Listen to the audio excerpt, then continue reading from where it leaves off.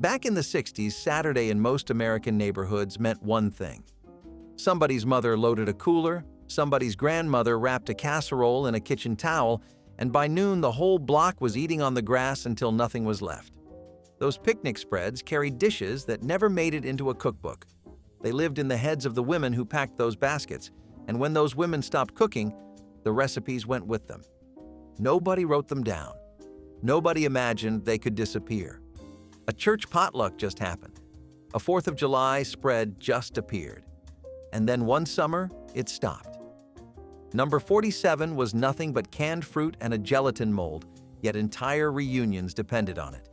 Number 12 turned yesterday's roast into something cold, tangy, and perfect for eating on a blanket. The 1960s were the golden age of the American picnic, and what people brought deserves to be remembered. If you boiled cabbage in milk, you either were pretty bad at judging what a dish would end up tasting like, or you just had a fondness for experimenting. Cabbage and milk stew was this incredibly simple dish that you would make with butter, salt, and a bit of flour for thickening, but it was just that. Simple. Delicious? Good? Palatable? None of those things. The entire idea of this was that it was cheap, healthy, and took no effort or ingredients to make, which meant that it was something that was most popular in rough times. We talk a lot about the resilience of American people through the Depression, but we don't talk enough about how glad they were to leave meals like this behind once their situations improved. Nobody liked the thought of cabbage and milk stew after a long, hard day working and laboring or taking care of the kids and managing the house. The textures were really bad. Boiling cabbage meant that it would release a really pungent aroma. The texture of this was soggy, the taste was sour and bland, and there were just better ways of being healthy if that was your thing, especially with the advent of canning things. During the leaner years of the mid-20th century, frugality and ingenuity were staples in the kitchen. Enter the blessed bologna spread, a creamy, tangy concoction made from finely ground bologna, mayonnaise, and chopped pickles. A true testament to making the most of what you had, this spread transformed an inexpensive lunch meat into a flavorful filling for sandwiches or crackers. For church picnics and potlucks, it was a go-to dish, easy to prepare, affordable, and guaranteed to feed a crowd. The beauty of this spread lay in its adaptability. It could be served between slices of soft white bread, stuffed into hollowed-out celery stalks, or simply spooned onto crackers for a quick snack. Bologna itself, once a refrigerator mainstay, offered a rich, salty base that paired perfectly with the zing of pickles. It wasn't fancy, but it didn't need to be. This was food meant to nourish and bring people together, not impress. So, why has this humble spread disappeared?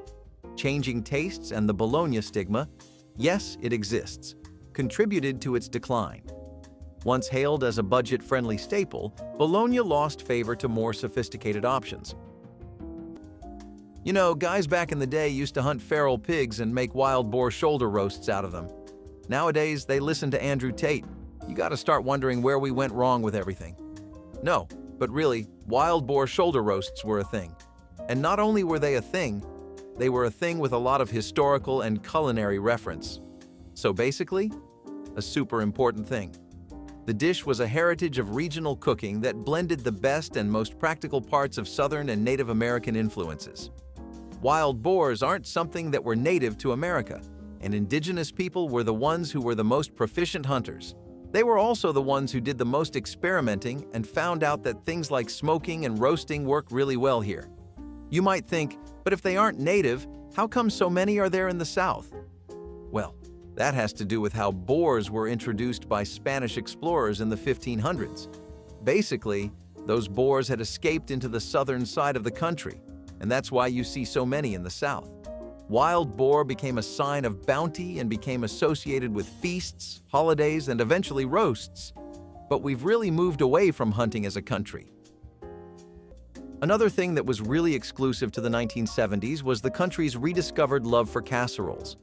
Things like hot dog casseroles are just proof of this all around. But really, you had a casserole for just about every fruit, ingredient, and meat you had ever heard of.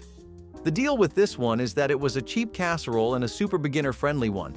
Seriously, Your nephew could make this if you gave him honest instructions and believed in him enough. I mean, what really is there to do? You just take the pasta and the hot dogs, layer them casserole style, and pop them in the oven. Bam, you're done. And now you have enough food to either share with the family twice over or enough to last you the entire day and then some.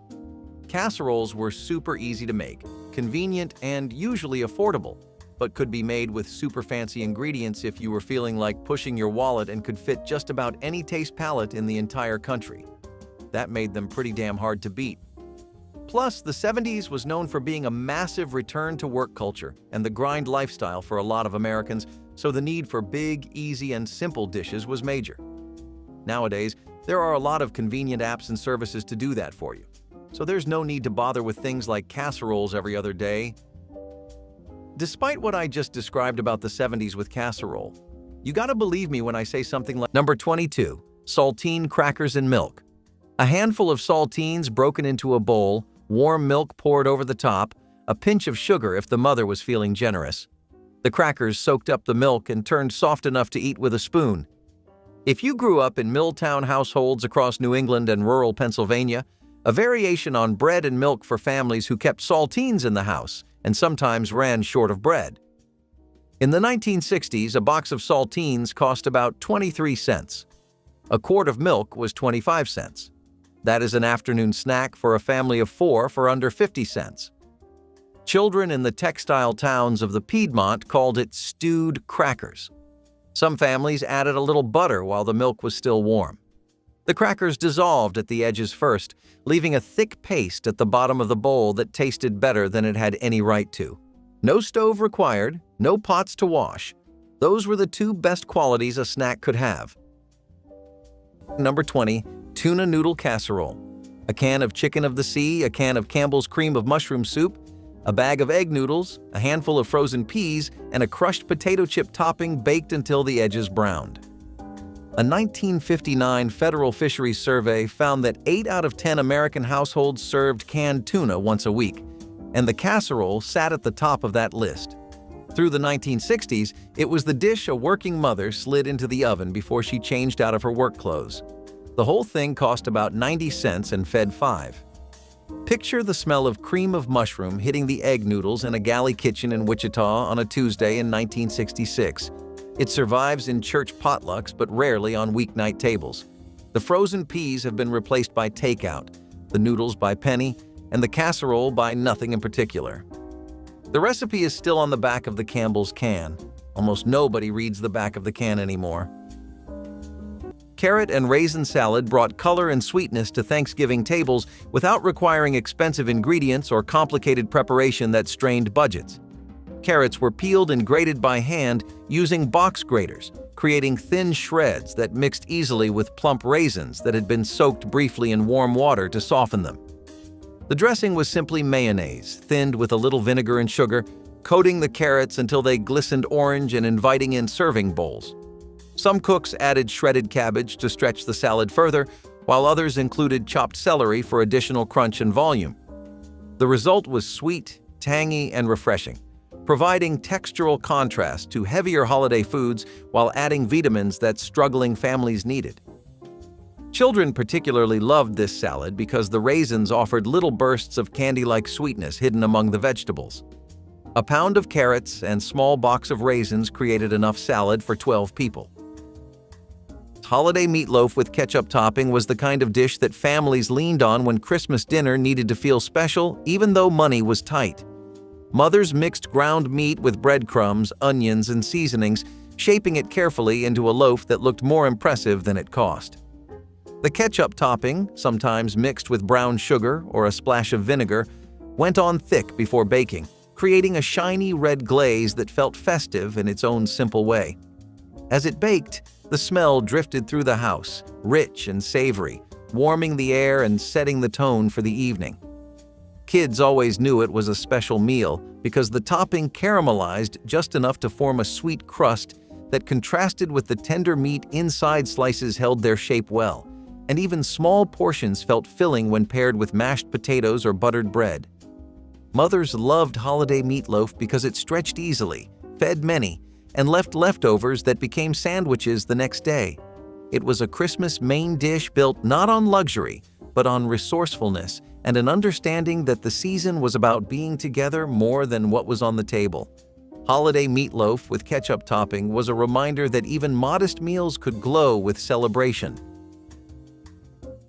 Buttermilk potato pancakes were a beloved solution for leftover mashed potatoes and a shining example of kitchen thrift in mid-century America.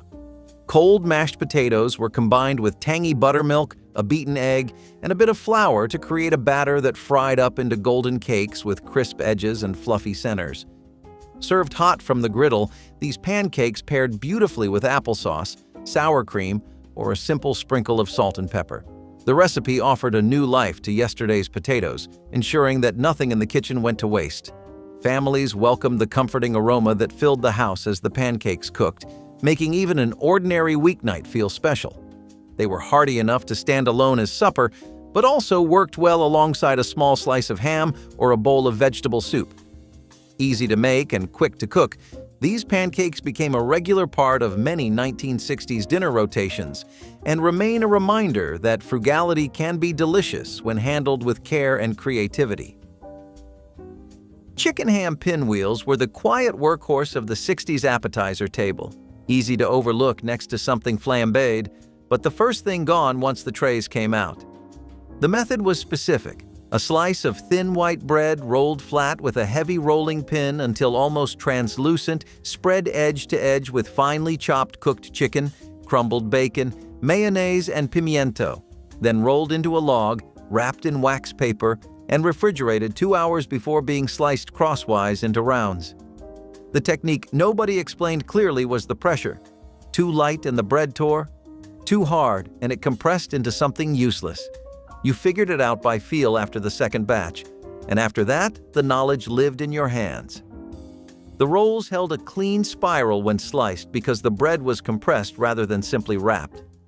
An asparagus spear or thin pickle rolled into the center added color. Women who made these for bridge clubs in the 60s did dozens in under an hour. That hour of knowledge left with them.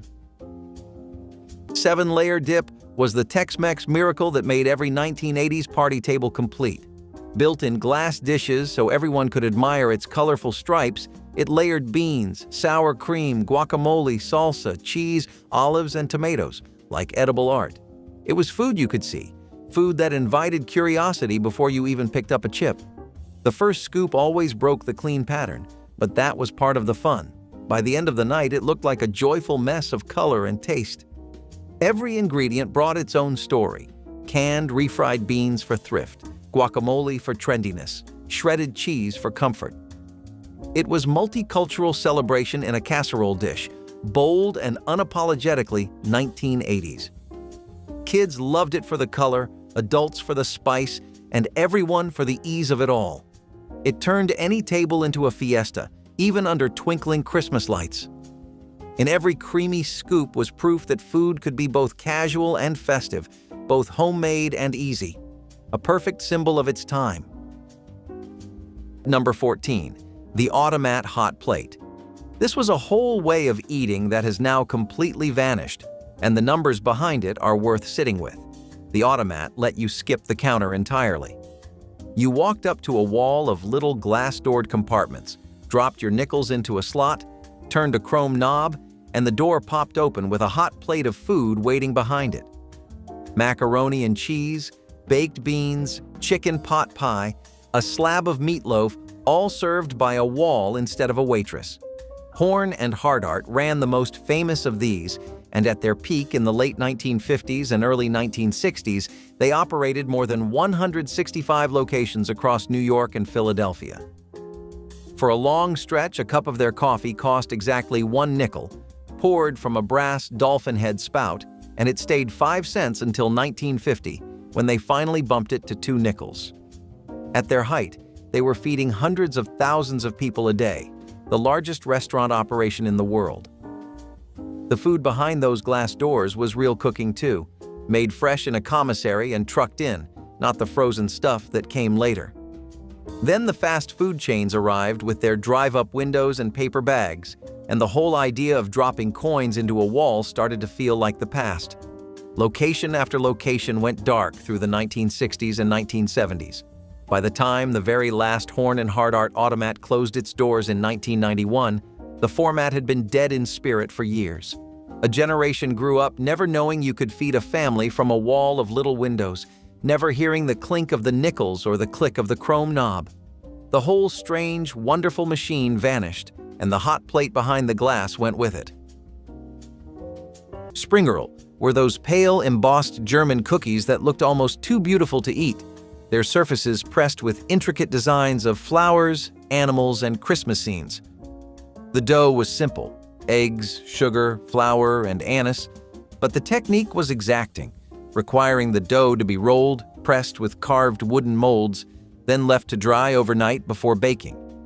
This drying step was crucial, allowing designs to set so they remained sharp after baking. The finished cookies were pale ivory with designs standing in relief like cameos. Families treasured their Springerl molds, carved wooden boards passed down through generations, each one a piece of folk art. The cookies were hard and dry, meant for dunking in coffee, their anise flavor intensifying over weeks of storage. Making Springerl required patience that modern cooks rarely possess: the overnight drying, the gentle handling, the precise temperature control. These cookies represented craftsmanship and a willingness to spend hours creating something beautiful. No, very few things on this list are as bad as this one. Liver and banana casserole was definitely an event in American history. You would combine sliced liver with bananas that had been baked in either a creamy sauce or a really savory one, and then some versions even added cheese on top of it. What people would do to convince themselves that this was tolerable was remind themselves of the fact that the liver is a superfood. You can kind of eat healthy if you treat it like any other chore, right? You get lots of good things for time spent doing something you absolutely hate. Typical job experience, right? Not even that kind of practical rationale could help this dish. A lot of people immediately realized this was an absolute catastrophe that should not ever see the light of day. Fair play to them, not every experiment is going to give you lasagna or salmagundi, but this couldn't have possibly come at a worse time. The liver was already in the public eye for its metallic taste and how bold of a flavor it had, but this was just pushing more and more supporters away from the liver fandom. Then again, if that's the price we had to pay to make sure this thing stays dead, then so be it. During the heyday of church picnics, the fellowship hall often doubled as a proving ground for comfort food creativity. One such creation was a warm, gooey dish that stole the show every time it appeared on the table. A blend of melted cheddar, sweet corn, and creamy ingredients baked to bubbly perfection, this dip embodied everything a crowd pleaser should be: indulgent, shareable, and impossible to resist. Cheddar corn dip transformed canned or fresh corn into a culinary centerpiece, and its simplicity was part of its charm. The ingredients were affordable and readily available, and the recipe could be customized to suit any taste. Add a pinch of spice for heat, or serve it with an assortment of chips and crackers. The possibilities were endless. It also had the rare advantage of being just as good lukewarm as it was fresh out of the oven, making it ideal for long picnic afternoons. So why don't we see this dish anymore? Blame it on changing tastes and the popularity of less labor-intensive store-bought dips. In a world where convenience reigns, the Chapel cheddar corn dip has taken a back seat. But for those who remember its rich, cheesy goodness, it remains a delicious symbol of community gatherings and the joy of sharing a dish made with love. So, roasted quail with grapes was what you get for the missus on a special night on the town, or maybe it would be the 14th of February and you wanted to make an impression. Maybe the occasion was severely special, or maybe you just had a lot more money than you knew what to do with and you were bored. The thing that remains consistent in all cases is that you always needed to look like you came from money if you were having this dish. You may not really think too much of it, at least I know I didn't for the longest while, but there are even financial barriers to trying certain kinds of dishes. That couldn't be more true for quail, which has always been a luxury order both in the current day and in the past. It's just not something you get for cheap, and when you add on sweet roasted grapes to the platter, then you only increase the ambiance of the dish that much more. I like to affectionately refer to it as mansion food because, well, it just looks like what you'd find in a mansion. Ironically enough, it was actually something you'd have found on the tables of most upper-class families back then, so it's not like only the uber elite got to taste some quail. You just definitely had to be well off. Quail isn't as inaccessible as it used to be, but it's definitely not really a hotly demanded item anymore either, outside of gourmet dining circles. So with fish sticks and tartar sauce, the thing is, it really is a good dish. I have to give credit where it's due. It can hold its own in a number of situations. It's also the perfect kind of thing for more casual dinners, hangouts, and get-togethers too. That kind of also starts to make you wonder why something like this isn't really that popular anymore though, right? Well, I think, honestly, the trends have just changed. Fish sticks were once something that even people outside of coastal cities really enjoyed because they were almost the perfect mid-hangout food. Also, tartar sauce was hard to beat as a dip with fish sticks. They just brought out the best in each other. Now let's say you're mid-conversation during a Lakers game with your main man, and you don't feel like going to the trouble of spending an hour in the kitchen getting something ready to eat. That's totally cool. We've all been there. Let's say you're having a lazy Sunday with the wife at home and you both just can't be bothered. A perfectly normal situation to have fish sticks in. But these days, people just order stir-fry. Number 19. Fried biscuit donuts. In the coal mining communities of southwestern Virginia and the hollows of West Virginia, when a grandmother made biscuits, she sometimes fried a few extras. She pinched off rounds of biscuit dough and dropped them into hot lard in a cast-iron pot until they puffed and turned golden. Then she shook them in a paper bag with powdered sugar or cinnamon sugar. They came out hot, dense, faintly sweet, with an outside that crackled and an inside that steamed when pulled apart. These weren't donuts the way anyone would buy in a shop. They had no holes, no glaze, no frosting. They were something better, warm, homemade, nearly free. And if you ever pulled one apart while it was still hot, you know exactly what that steam smelled like. And they smelled up the whole house when that cast iron pot got hot. Miners' wives had been making these since at least the early 1900s, and by the time the 1960s arrived, the recipe was still being passed down without ever being written. No cookbook taught it. A daughter learned it standing at the stove. A woman in Buchanan County, Virginia, described the recipe to Foxfire Field researchers in 1975 as simply, heat the grease, drop the dough, roll in sugar. That was the entire instruction. The lard she fried them in was left over from breakfast. The dough was whatever remained after the biscuits were cut. Nothing measured, nothing wasted. There is something worth understanding about food from coal country. It is not sentimental about itself. It did not need to be. The families who ate these fried biscuit donuts weren't romanticizing hard times. They were just finding a way to make something good out of what was in the kitchen on a light pay afternoon. The women who made these didn't call themselves resourceful.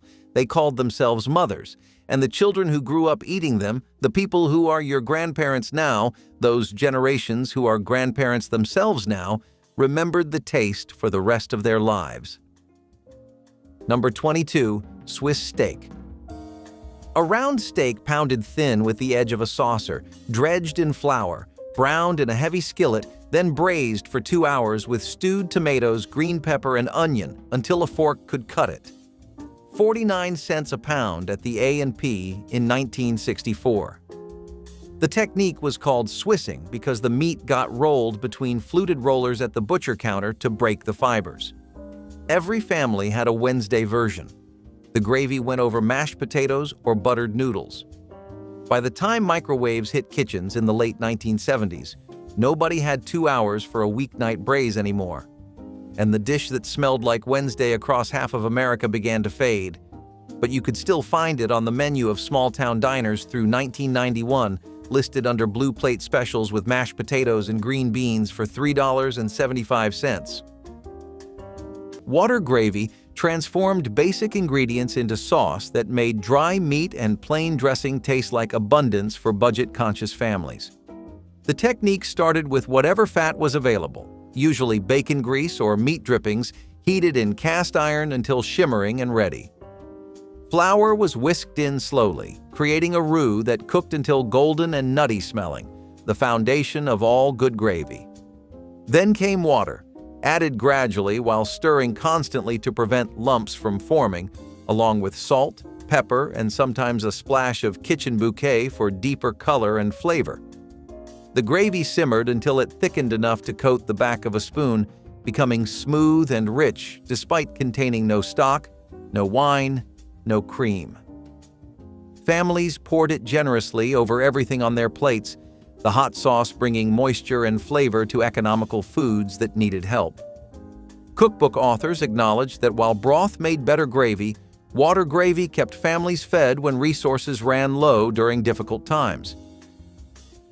Potato and onion casserole was the quiet workhorse of many 1960s Christmas dinners, the kind of dish that filled the table and the stomach without straining the family's December budget.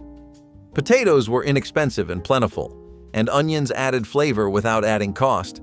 Mothers sliced everything thinly, layering potatoes and onions in a deep dish with small pats of butter, salt, and pepper. Sometimes a splash of milk or canned soup was added to make it creamier, but even the simplest version baked into something warming and satisfying. As it cooked, the layers softened into a tender, flavorful stack that smelled like comfort itself.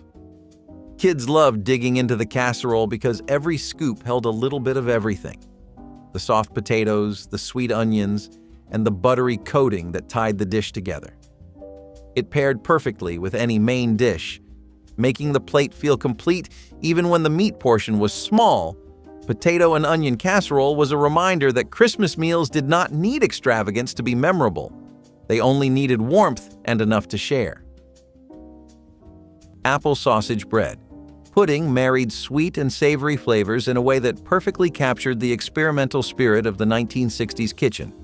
Day-old bread cubes soaked up a custard of milk and eggs before being mixed with diced apples and small bits of sausage for richness. The dish baked until the top turned golden and the apples released their gentle perfume, filling the home with an inviting scent. By using stale bread and modest amounts of meat, thrifty cooks created a dinner that felt both indulgent and practical. The sweetness of the fruit balanced the smoky sausage, while the custard kept every bite moist. Families often served it with a simple green salad for contrast or a drizzle of maple syrup when they wanted extra sweetness. This recipe highlighted the era's willingness to blend unexpected flavors while keeping costs low. Leftovers reheated beautifully for breakfast the next day, making it a true two-meal wonder that reflected the frugal yet inventive cooking style of mid-century American households.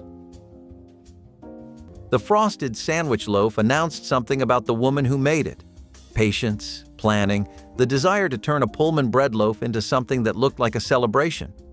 The crust was trimmed, the loaf cut horizontally into 4 even layers, and 3 fillings went between them. Typically shrimp salad, a chicken-bacon mixture with pimiento, and a cheese pecan spread. All 3 documented in the 1964 Wisconsin Department of Agriculture cookbook, Favorite Recipes from America's Dairyland. The whole assembly was frosted in whipped cream cheese tinted green or pink with food coloring, decorated with cucumber rounds or sliced olives, then refrigerated overnight. When it was cut at the table and each slice revealed the striped interior, the room paused. Most women didn't learn it from the cookbook. They learned it from another woman who'd served it at a shower and offered to show how. The last one most people remember was made by the woman who'd taught everyone else at a retirement party sometime in the 1980s. After that, the recipe went back into the envelope where it had always lived. Shrimp cocktail rings were the crown jewel of every 1980s Christmas spread, a shimmering circle of elegance straight from the freezer aisle. Arranged neatly on crushed ice, tails curled in perfect formation, they sat beside a cup of tangy red cocktail sauce that burned just enough to feel grown up. Every host knew presentation mattered. The ring had to sparkle under the dining room light, framed by lemon wedges and sprigs of parsley. It was seafood made accessible, a touch of class on a plastic tray. Kids whispered about how fancy it felt to have shrimp at home, while adults dipped and chatted like movie stars from a commercial. It was the decade when convenience met glamour, and nothing embodied that balance like shrimp cocktail. The taste was cold, sharp, and addictive, a bite of briny sweetness followed by the burn of horseradish. It was both luxury and nostalgia, a dish that told you Christmas had officially arrived. Even after the party ended, that empty ring on the counter felt like a badge of success, the sign of a host who knew exactly how to make the night sparkle. Number 25. Chicken a la king. There was a time you could not sit down at a diner counter without seeing this one chalked on the board. It was chicken and mushrooms folded into a warm white sauce, ladled over toast points until the bread went soft underneath. Cooks built it from whatever the breakfast rush left behind. A little pimento for color, a splash of sherry if the owner was feeling generous. It walked a strange line, fancy enough for a society banquet, cheap enough for a trucker on a budget. They even served it at President Nixon's birthday spread, which tells you how far it had traveled. But by the late 1960s, the shine was already coming off. Frozen versions hit grocery freezers, and the homemade kind started to feel like something your aunt made, not something worth ordering out. The diners that kept it going did so out of habit more than demand. Now, you would be hard-pressed to find a single counter in America still spooning it over toast. Steamed plum pudding was the dramatic finale to Christmas dinner. That dark, dense dome carried flaming to the table with brandy blazing blue around its edges. Making one properly took weeks, starting with dried fruits soaked in brandy until they swelled with boozy sweetness. The batter combined sweet, real beef fat giving the pudding its distinctive richness, with breadcrumbs, flour, eggs, and pounds of currants, raisins, and candied peel. The mixture was packed into ceramic molds and steamed for hours until the kitchen filled with the scent of spices and spirits. Traditional families made their puddings on Stir-Up Sunday, 5 weeks before Christmas, allowing time for flavors to mature. The reheating on Christmas Day required several more hours of steaming before the grand presentation. Hard sauce, butter beaten with powdered sugar and brandy, melted into pools around each slice. The pudding was so rich that small portions satisfied, meaning one could serve the entire family. The mock duck was a substitute dish for duck meat, also made in times like the Great Depression, mostly because duck meat had become such a luxury. There was a type of gluten made out of wheat known as seitan, and you would roll that and stuff it to make this. Conceptually, I think people were trying to mimic duck breasts. You would pan-fry these just like them too, or roast them and serve with any kind of gravy. Now, this doesn't really sound that bad, right? Relatively normal compared to the rest of the nightmares we've been going through. Wrong? It was made of organic meat, or strictly vegetarian ingredients, both of which were really bad at capturing the texture or flavor of duck, or just coming anywhere close to it, really. The only momentum this dish had going for it was that veganism was on the rise thanks to health concerns, overfishing hazards, and environmental damages. People were significantly more excited about real duck meat when it did eventually become affordable and accessible, and most mock food is now left behind in the past. Let's be honest, it was smart, but that doesn't mean it was good. In the kitchens of the South, where comfort food was practically a calling, one small golden snack became a beloved staple at church picnics and potlucks alike: sausage balls. These bite-sized morsels made from sausage, cheese, and a touch of baking mix were the perfect balance of savory and satisfying. They were an art form of resourcefulness, transforming simple pantry staples into something people would talk about long after the picnic ended. Sausage balls gained popularity in the mid-20th century when convenience mixes like Bisquick became household essentials. Their practicality was unmatched, easy to make, even easier to transport, and nearly impossible to mess up. Whether served warm from the oven or cooled at room temperature, they held their flavor and texture, making them a no-brainer for any gathering. They doubled as appetizers, brunch sides, or even game day treats. So why did they fall out of favor? Over time, shifting dietary trends and a preference for more elaborate finger foods nudged them off the menu. Today, they are just a reminder of simpler times, when recipes were about taste, tradition, and togetherness, not calorie counts or culinary fads. Herb-stuffed guinea hens were another kind of meat that had an extremely fascinating history overall in America. They were something that was cherished by the population for how sustainable they were and the specific flavor of the meat, which would just work the best overall with roasting. It was a blend of African and rural American traditions that brought the best out of this dish. See, when I say African influences, I don't want to discredit the amount of work they actually put in here. Guinea hens were something that were always native to Africa, and when prisoners were brought on over thanks to the transatlantic slave trade, they brought on over along with them all of their cooking expertise. To them, guinea hens were a deep-rooted connection to their heritage. Can't say I blame them either. It's pretty human to find pieces of your home wherever you go, isn't it? Speaking of homes, lots of households actually dedicated themselves to farming and raised guinea hens. Now, besides the taste palette of America just changing a lot in the past few years, guinea hens have also not been the most popular farm animal in the past years, with more people investing in cattle thanks to beef production and how profitable that industry is. Thank you, McDonald's. Before I get into why it died down, first, I need to talk about what a hamburger helper even is. This was a packaged convenience food product that General Mills came up with in 1971, and it was a big part of their whole Betty Crocker shtick. The idea was to make something out of a pound of ground beef, and despite the name, there's no hamburger ingredients besides the beef. You had a box with dried pasta, rice, and a seasoning mix. It actually became a big thing in the 70s because it became a symbol of processed food and was one of the most popular packaged products in the nation. On the other hand, it is definitely something I would say is entirely nostalgia-driven now. Hamburger helpers are still available, and they're a convenient meal to go for. Don't get me wrong, but the days of its trends are dead in the water and in the past now. People would go out in droves to get a fix of a hamburger helper back in the 70s, and this was a very much socially expected thing to do, by the way. Like, you know how your friends call you for a round of Chipotle and gossip? That was pretty much the idea back then, too. The things that did this bad boy in are movements like the health-conscious trends that were constantly spreading over America. Lots of people were in favor of healthier, smaller, and leaner meals made using canned food. And their argument was that the national rise of fast food, fusion food, and street food was really just doing a number on everyone's guts.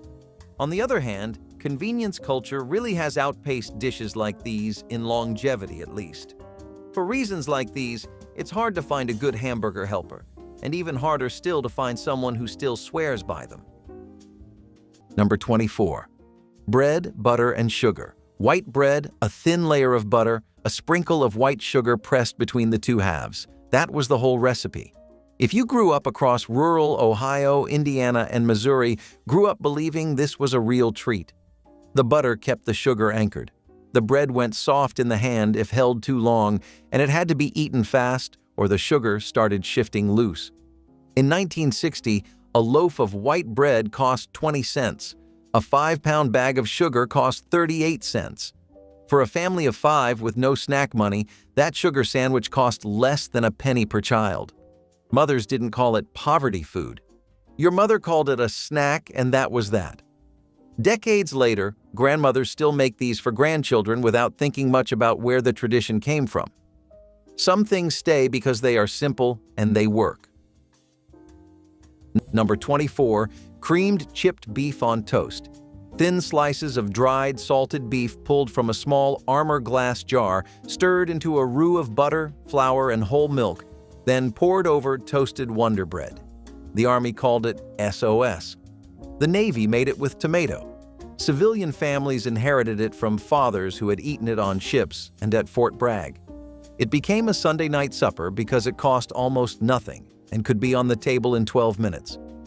Picture a husband home from second shift, eating it standing at the counter while the kids did homework. By the late 1960s, the armor jar was migrating to the back of the grocery shelf.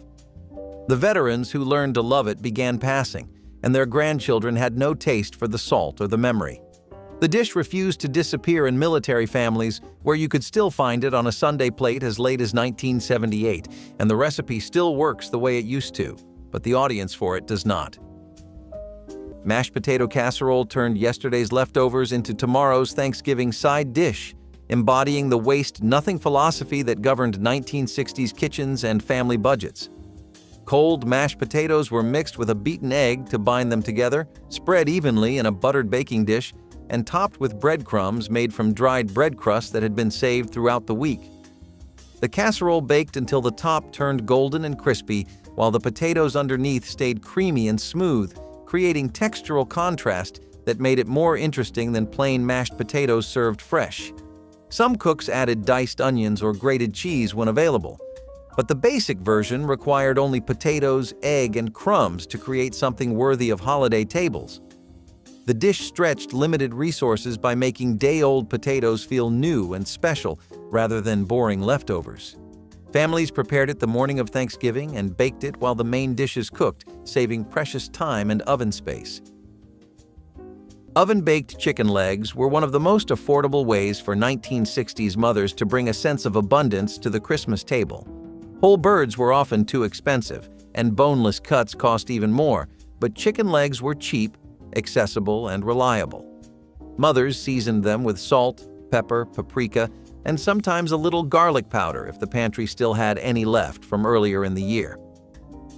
The legs went into the oven arranged neatly in rows, their skin glistening as the heat began to crisp the edges. The smell filled every room, pulling kids into the kitchen long before dinner was ready. When the tray finally came out, the legs were golden and sizzling, rich with juices that collected at the bottom of the pan. Kids loved picking them up with their hands, feeling the warmth through the skin and taking big bites that felt more celebratory than the ingredients suggested. With rice, stuffing, or plain bread on the side, the legs stretched into a holiday meal that kept everyone satisfied. Oven-baked chicken legs were Christmas comfort made possible through practicality and love.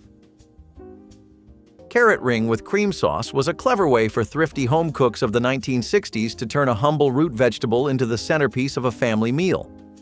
Grated carrots were blended with breadcrumbs, eggs, and a hint of nutmeg before being poured into a decorative bundt mold that gave the dish an almost festive look when unmolded.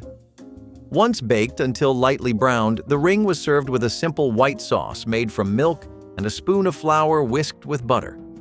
This meal brought brightness to the dinner table while keeping costs low because carrots were inexpensive and available year-round.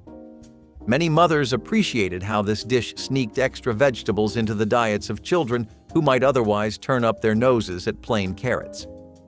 The creamy sauce provided a smooth contrast to the tender crumb of the ring and made it feel more indulgent than its price suggested.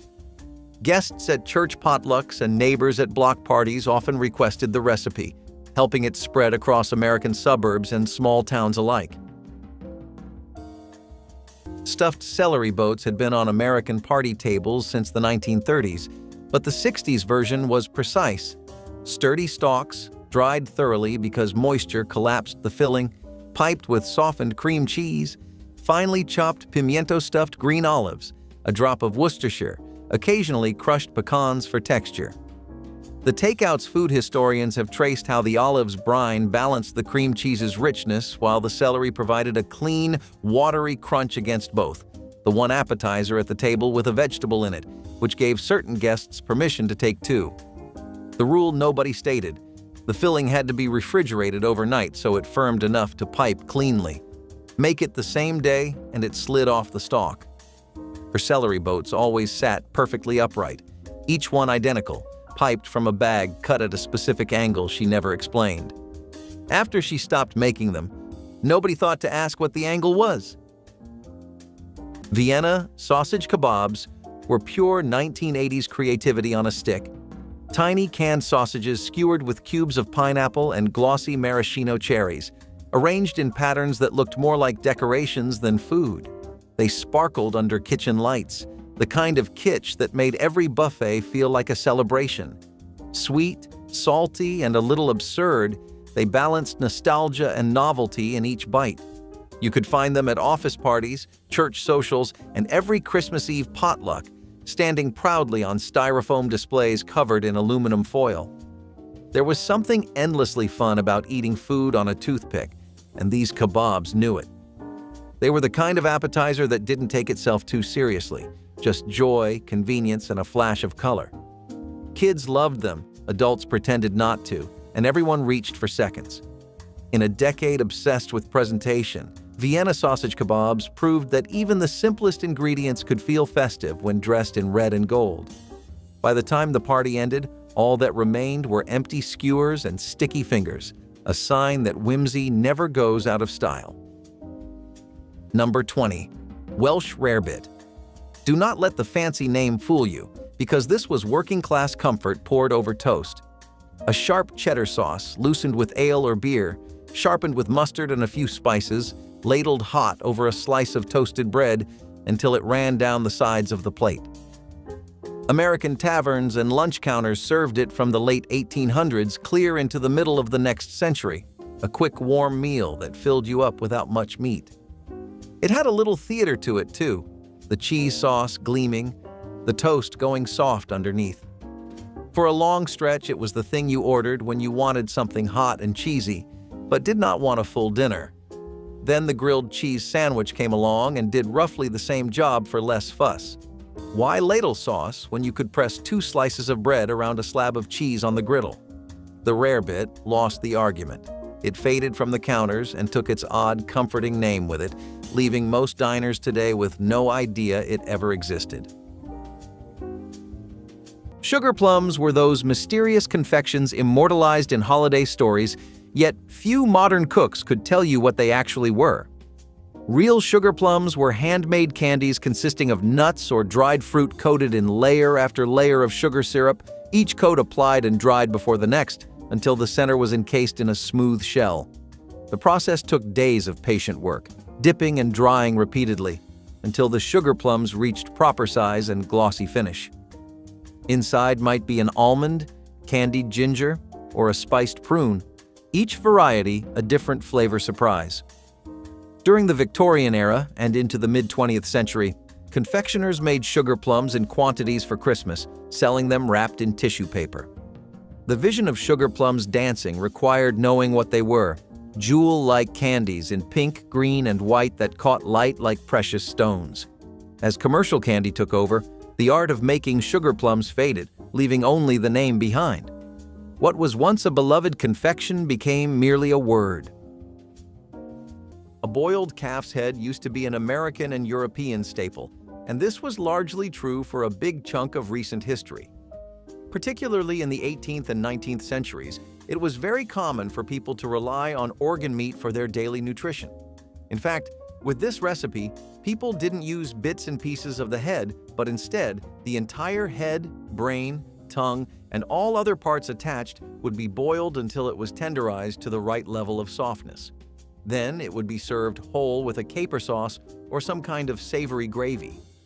There were enough reasons why something like this was popular, mostly the fact that industrialized meat processing hadn't gotten everywhere and it was still in its baby stages, and refrigeration was just a far-off concept. What I can't understand is why some people actually thought this was a sign of luxury or wealth. Back then, it was the era of nose-to-tail cooking. But lately, it's simply become far more rare to see a restaurant sticking to that and surviving. Nose-to-tail cooking, especially when the head is still intact, just isn't as appealing as your local Subway anymore, and that's just the cold hard facts of the situation. The hot dog crowned with creamy coleslaw. Born in the South, where coleslaw was practically a religion, this combination united 2 beloved staples into a handheld masterpiece. It was cheap, easy to assemble, and had the rare gift of tasting just as good warm as it did after sitting out for a hymn or two. The versatility of this dish made it a picnic powerhouse. Whether paired with smoky barbecue sauces or left unadorned, the coleslaw added crunch, tang, and a cool contrast to the savory hot dog. It was the kind of recipe where you didn't need a culinary degree, just a willingness to roll up your sleeves and pile it high. Kids loved it. Adults appreciated its simplicity, and even the most novice cooks could pull it off. But as convenience foods grew in popularity, fresh coleslaw recipes fell by the wayside. Pre-packaged sides and fast food chains stole the spotlight, leaving the Salvation slaw dog behind. Some traditions die super hard, though. Braised oxtail roast and oxtail in general is something you probably never will be able to separate from the African American community here at any point in time. Hey, it's not like other people don't enjoy it, but if you want your oxtail done right, authentic and exploding with flavor, you best go to a black mom. You might be wondering where the roots of all this stem from. Well, besides just how oxtail was given to slaves because it wasn't as desirable of a cut of meat as others, African American cuisine often takes on a lot of influence from West African culinary traditions too. Lots of dishes like a goosey stew, for example, also feature bone-in cuts of meat. Braised oxtail roasts, on the other hand, were a stew that was just really hard to beat.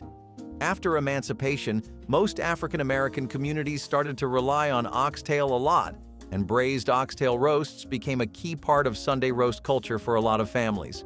It's still probably the most prevalent thing on the list today, at least for now.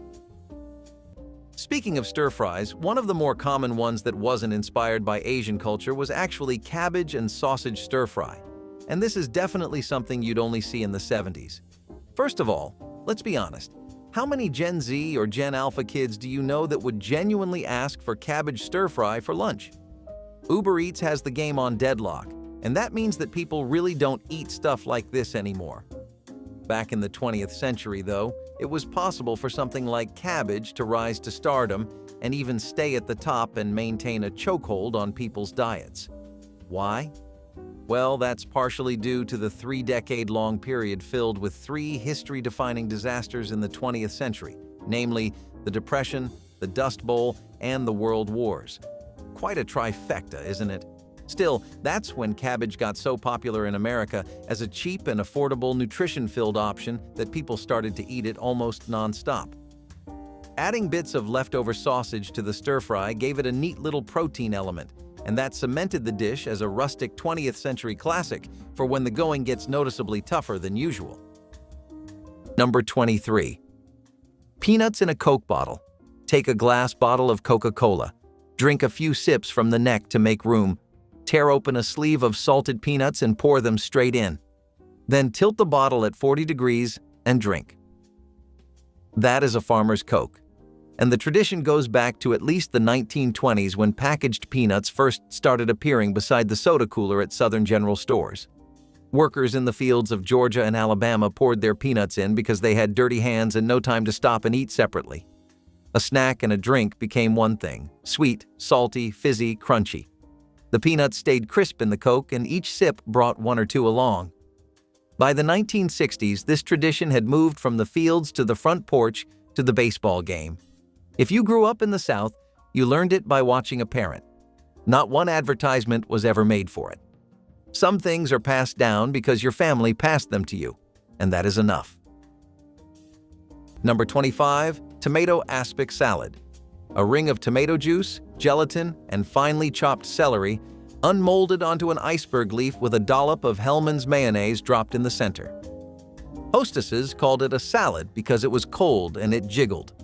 It first appeared on suburban dinner tables in the late 1950s and held its place through the early 1960s as the marker that a housewife could afford a refrigerator and the time it took to chill 3 layers. Imagine a copper ring mold sweating in a Frigidaire next to a glass dish of deviled eggs.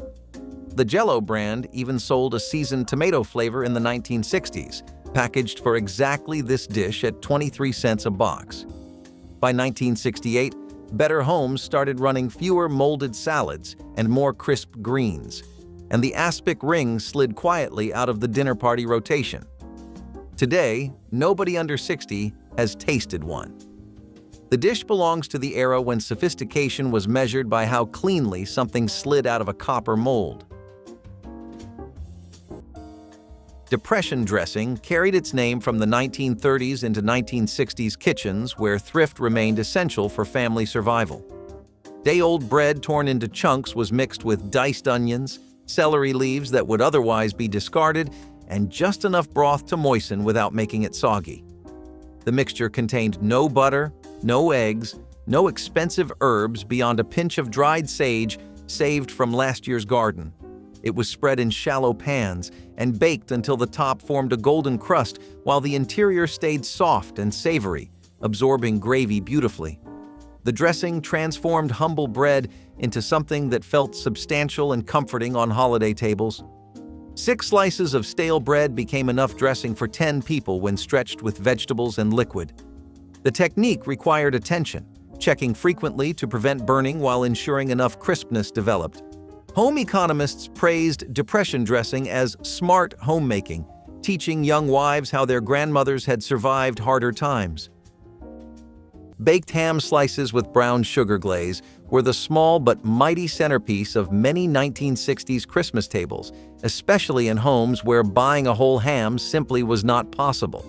Mothers would stand in the grocery aisle doing quiet math in their heads, choosing a few thick slices instead of the expensive roast that every advertisement pushed during the holidays.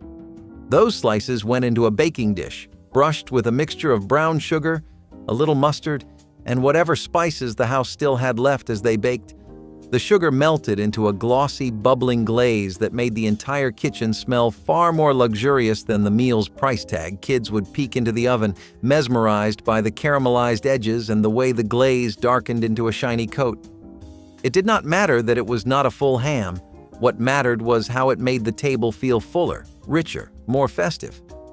Mothers served it proudly, knowing they had stretched their budget into something that felt worthy of Christmas night.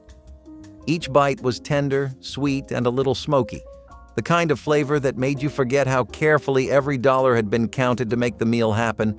Baked ham slices with brown sugar glaze were proof that Christmas magic did not need extravagance.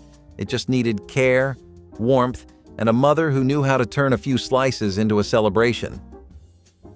Hamburger rice skillet pie demonstrated the 1960s knack for stretching a pound of meat to feed a crowd. Ground beef was cooked with onions, peppers, and a generous helping of cooked rice before being spread in a skillet or shallow casserole. A biscuit dough topping, brushed with milk for shine, transformed the humble filling into a pie that looked more luxurious than its ingredients suggested. By combining inexpensive rice with a small amount of meat, families could create a dish that was both hearty and economical, perfect for busy weeknights. The biscuit layer soaked up the savory juices as it baked, giving each slice a comforting blend of flavors and textures. Many homemakers wrote this recipe on index cards to keep near the stove because it could be made entirely from pantry staples. Children enjoyed the fluffy crust and mild seasoning, while parents appreciated how it filled plates without emptying wallets. This skillet pie remained a dependable favorite for decades because it embodied practicality without sacrificing taste or warmth at the dinner table. The porcupine cheese ball was a piece of theater that doubled as an appetizer. A round of cream cheese, sharp cheddar, and chopped pimiento stuffed olives was shaped into a ball, rolled in crushed pecans, then studded all over with cellophane-tipped toothpicks, each one skewering a green olive, so the whole thing bristled like a small, proud animal at the center of the buffet table. The original recipe appeared in a Better Homes and Gardens olive advertisement from December 1963, though versions had been circulating in ladies' luncheon circles for a decade before that. The genius was practical. It could be made 2 days ahead, wrapped in wax paper, refrigerated until the guests arrived, at which point the toothpicks went in and it looked like it had taken an afternoon. She always used extra sharp cheddar and a splash of Worcestershire. Nobody else's tasted quite the same, and she never explained why. After she stopped hosting, the porcupine stopped appearing. Every person at those parties still knows exactly what it tasted like. Mini quiches were the bite-sized miracle of 1980s Christmas gatherings. Tiny, flaky rounds filled with creamy eggs, cheese, and dreams of sophistication. Lorraine with bacon, spinach for the vegetarians, ham for the hearty eaters. Each flavor promised a little indulgence in one neat golden circle. They came straight from the freezer, popped into the oven, and emerged smelling like warmth itself. No one cared that they were store-bought. They were tiny, perfect, and endlessly refillable. Stacked on silver platters beside crystal glasses and paper napkins shaped like poinsettias, they represented effort without exhaustion. Party guests hovered around them, spearing one after another with toothpicks as conversation flowed. Each bite melted in the mouth, buttery and delicate, a little piece of comfort dressed up as luxury. They were the edible soundtrack to the 1980s, efficient, elegant, and just a little indulgent. By the time the tray was empty, the room felt lighter, the laughter louder, and the memory sealed in butter and pastry. Number 23. The open-faced hot turkey sandwich. This was the plate you pointed at when somebody 2 stools down got theirs first. White bread, a mound of sliced turkey, the whole thing drowned in gravy so thick you ate it with a fork instead of your hands. A scoop of mashed potatoes leaned against one side, and the gravy ran over everything until the bread underneath dissolved into something closer to stuffing.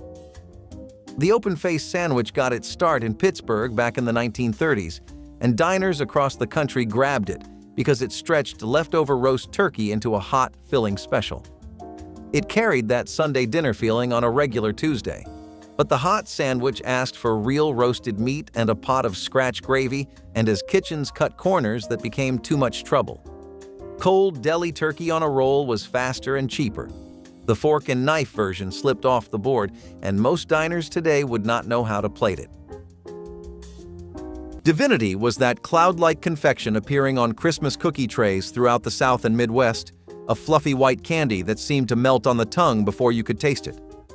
Making Divinity required perfect timing and dry weather. Humidity could turn a batch into sticky failure.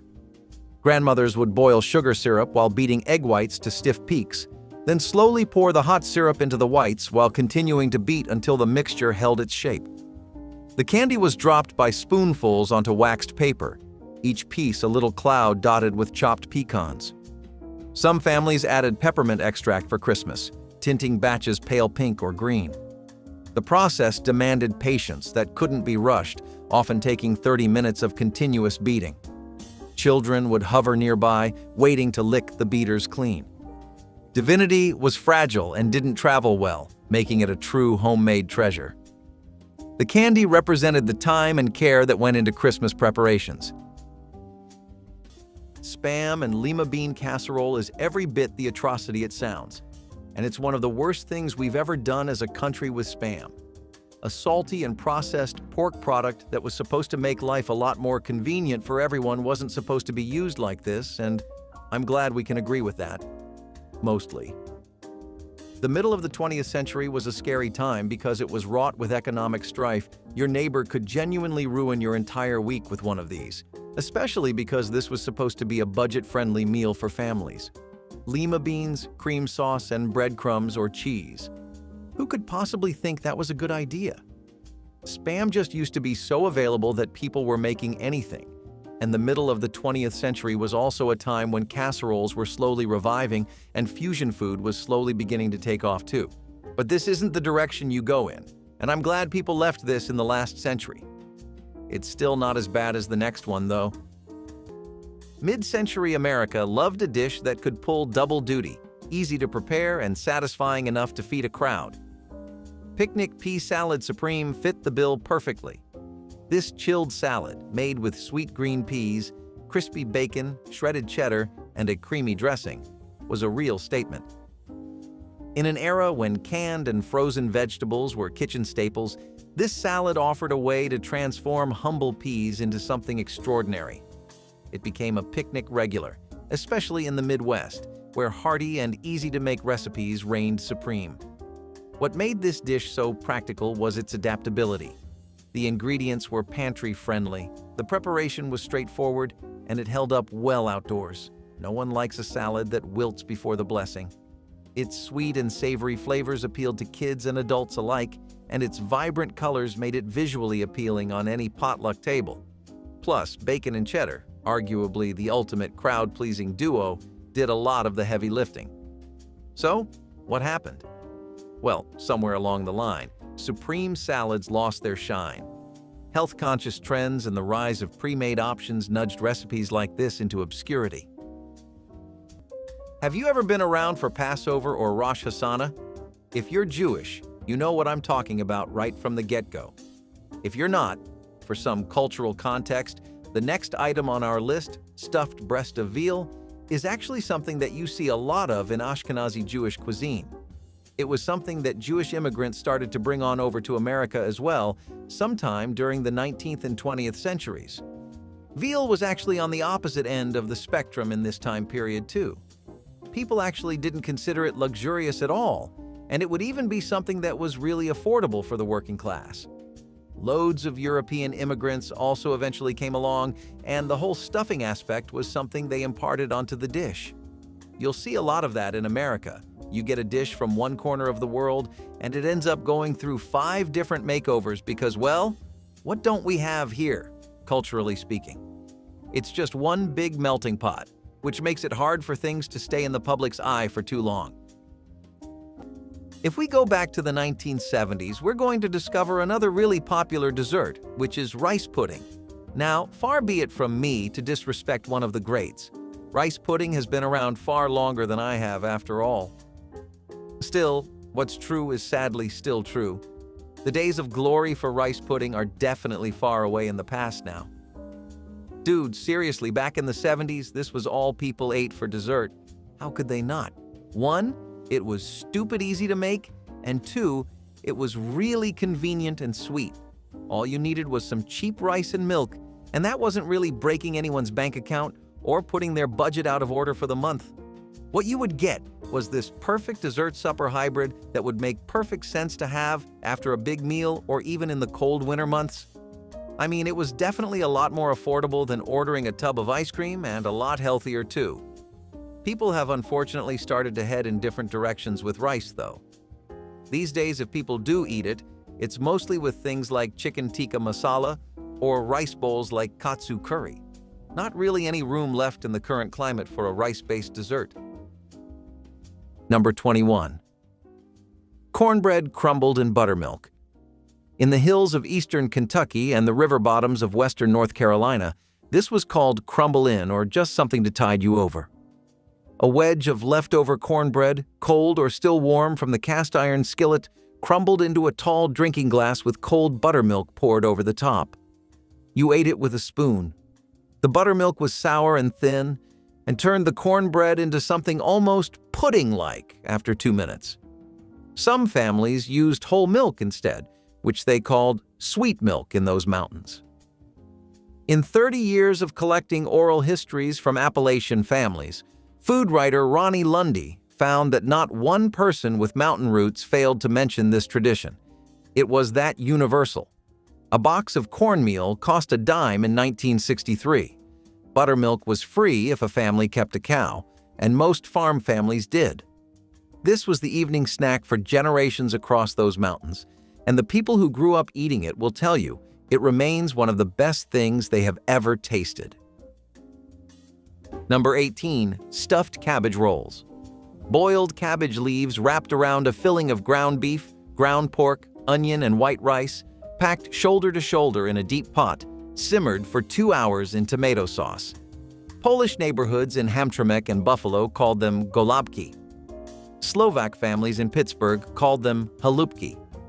By the 1960s, the second generation had anglicized them to stuffed cabbage and served them on church basement tables every Friday during Lent. The dish was an immigrant inheritance that survived Ellis Island and 2 world wars.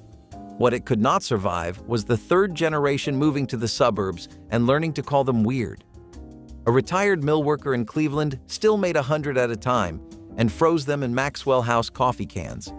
He died in 1991, and the recipe died with him. The grandchildren remembered the smell. They could not remember the proportions. The cabbage went back to coleslaw, the ground meat went into hamburgers, and the rice ended up in a side dish nobody named. And the dish became a memory of a smell instead of a recipe. Number 18 went from a Sunday tradition to a museum entry inside one generation. That was how fast a dinner could vanish. Green bean vinaigrette replaced expensive green bean casserole on budget-conscious Thanksgiving tables, using simple garden vegetables and pantry staples instead of costly cream and canned soup that strained budgets. Fresh or canned green beans were drained thoroughly and arranged attractively in serving dishes, then dressed generously with a mixture of vinegar, sugar, and salad oil, whisked together with salt and pepper until well blended. Thinly sliced onions were scattered over the top, their sharp flavor mellowing slightly in the acidic dressing as it sat. The result was bright, tangy, and refreshing, cutting through the richness of heavier holiday foods while providing vegetables that families needed for balanced nutrition. The dish could be served cold or at room temperature, eliminating the need for precious oven space or last-minute preparation during the busy holiday cooking rush. A pound of beans dressed with a quarter cup of vinaigrette fed 8 to 10 people as a substantial side dish. Sweet potato bake with marshmallows was one of the most beloved holiday dishes of the 1960s. Even in homes where the budget stretched thin, mothers used canned sweet potatoes because they were cheap, easy, and reliable. They mashed them or left them in chunks, mixing them with sugar, cinnamon, and a little butter before spreading everything into a baking dish. The marshmallows went on top, forming a snowy layer that browned into a golden, gooey crust as it baked. Kids watched the marshmallows puff up through the oven door like tiny clouds rising over the sweet orange filling. The smell alone felt like Christmas, warm and sugary in a way that made the whole house soften. Even the smallest serving tasted rich and celebratory, turning an inexpensive dish into a holiday highlight. Sweet potato bake with marshmallows proved that sweetness could transform even the simplest ingredients into something magical. Savory oatmeal bake proved that oats could be far more than a breakfast cereal, and that inexpensive pantry staples could hold their own at supper time. Rolled oats were mixed with diced onions, shredded cheese, beaten eggs, and a dash of black pepper, then baked until the top formed a golden crust. The result was a hearty loaf with a texture similar to meatloaf, but without the expense of beef. This dish allowed families to stretch their budgets while still offering a warm and filling dinner that paired well with a simple green salad or sliced tomatoes from the backyard garden. Cooks loved that the recipe welcomed additions like leftover vegetables or small bits of ham, making it an adaptable way to clear the refrigerator. Children often enjoyed the mild, nutty flavor, and leftovers could be sliced and reheated for breakfast the next morning. It embodied the frugal creativity of 1960s kitchens, where a bag of oats and a little cheese could become a main course worth serving to guests without apology. Rumaki arrived at the suburban cocktail party trailing the whole fantasy of tiki culture. The bamboo bars, the fishbowl cocktails, the idea that your backyard could be Polynesia for one Saturday evening. The base was chicken livers and canned water chestnuts, wrapped tight in bacon, soaked overnight in a soy ginger marinade, then rolled in brown sugar before going under the broiler. Victor Bergeron of Trader Vic's in Berkeley is credited with bringing it into the mainstream in the 1940s. By the early 1960s, it had crossed into suburbia entirely, appearing on the television show Mad Men when Betty Draper served it at a dinner party. The trick nobody explained was the water chestnut. Its crunch and neutrality held the richness of the liver in check while the bacon crisped around both. The glaze caramelized into something lacquered and sweet-salty that made people eat 3 before asking what was in them. Nobody makes it anymore. Too fiddly, they say. But the women who did it never once used that word. Cheese ball towers were monuments of the 1980s holiday pride, standing tall in shimmering pyramids of cream cheese, herbs, and chopped nuts. Every family had their secret mix: cheddar, pimento, or maybe a hint of Worcestershire, rolled by hand and dusted with parsley until they gleamed like edible ornaments. They sat proudly in the middle of buffet tables, surrounded by buttery crackers, celery sticks, and laughter that carried from room to room. Guests would chip away at them through the night, reshaping the tower until it looked like a melted snowman of cheese and memory. The clink of cocktail glasses, the glow of tinsel, the hum of Bing Crosby on vinyl. These were the sounds that went with every bite. The cheese ball tower was never about fancy ingredients. It was about the ritual of gathering, of making something by hand, and watching it disappear as conversations warmed. It was creamy, crumbly, and nostalgic in every sense. By the end of the night, only crumbs and a few broken crackers remained, proof that it had done its job. A 1980s Christmas party was not complete without it. A glittering tower of comfort, joy, and unapologetic excess, sitting proudly beside the punch bowl like an edible memory of merrier times. Number 13, the Lime Ricky. Before soda came out of a gun in a can, the diner soda fountain mixed your drink to order, and the Lime Ricky was one of the best of them. The counterman squeezed fresh lime, added a shot of syrup, and topped it with seltzer pulled straight from the tap until it fizzed up cold and tart. The bite of the lime cut clean through the sugar, so it never tasted cloying the way a bottled pop did. It went back to the 1880s as a grown-up drink in Washington, but by the diner age it had become the thing kids ordered after school and adults ordered when they wanted something sharp on a hot day. The soda jerk who could build one fast and fizzy was a small-town legend, but the hand-mixed fountain drink was a casualty of the bottle and the can. Once soda came pre-made and ice-cold from a cooler, nobody wanted to pay a man to squeeze a lime. The fountains were ripped out, the syrups packed away, and the Ricky faded into a memory of a counter that no longer exists. Charlotte Russe was that elegant molded dessert appearing at fancy Christmas parties, a tower of Bavarian cream surrounded by ladyfingers and crowned with whipped cream rosettes. The preparation required making custard from scratch, folding in whipped cream and gelatin, then carefully lining a mold with ladyfingers before filling it with the cream mixture. The dessert had to chill for hours until set, then came the nerve-wracking moment of unmolding, a successful release revealing a perfect striped tower, while failure meant a collapsed mess. Bakeries in cities sold individual charlottes in paper cups, but the homemade version was the showpiece of Christmas buffets during the 1960s. Hostesses would dust the top with powdered sugar to look like snow or pipe elaborate whipped cream decorations in red and green. Charlotte Russe required skills home cooks once practiced regularly, making proper custard, whipping cream by hand, and working with gelatin. As these techniques faded from common knowledge, so did this graceful dessert. The jellied chicken loaf was a dish that was made from shredded cooked chicken and homemade gelatin that was made via stock or Knox gelatin packets. You had bare-bones seasonings and some vegetables like cabbages or hard-boiled eggs in the loaf, and it would be served cold as an appetizer for Sunday supper. One of the reasons people would make this dish for Sunday is because it could be made in advance and it was okay to serve it cold, which really cut the work for a lot of home chefs. Plus, this recipe involved cheap cuts of meat, and it was very economical for a lot of people. In the middle of the 20th century, there was also a rise of gelatin-based aspic dishes, but lately all that's gone in the opposite direction. Most people enjoy Jell-O in purely dessert forms now or as a quick snack. There's also just a general distaste for the texture, and for the amount of effort it takes, a lot of people think the idea of a cold jelly meat dish doesn't offer enough bang for your buck.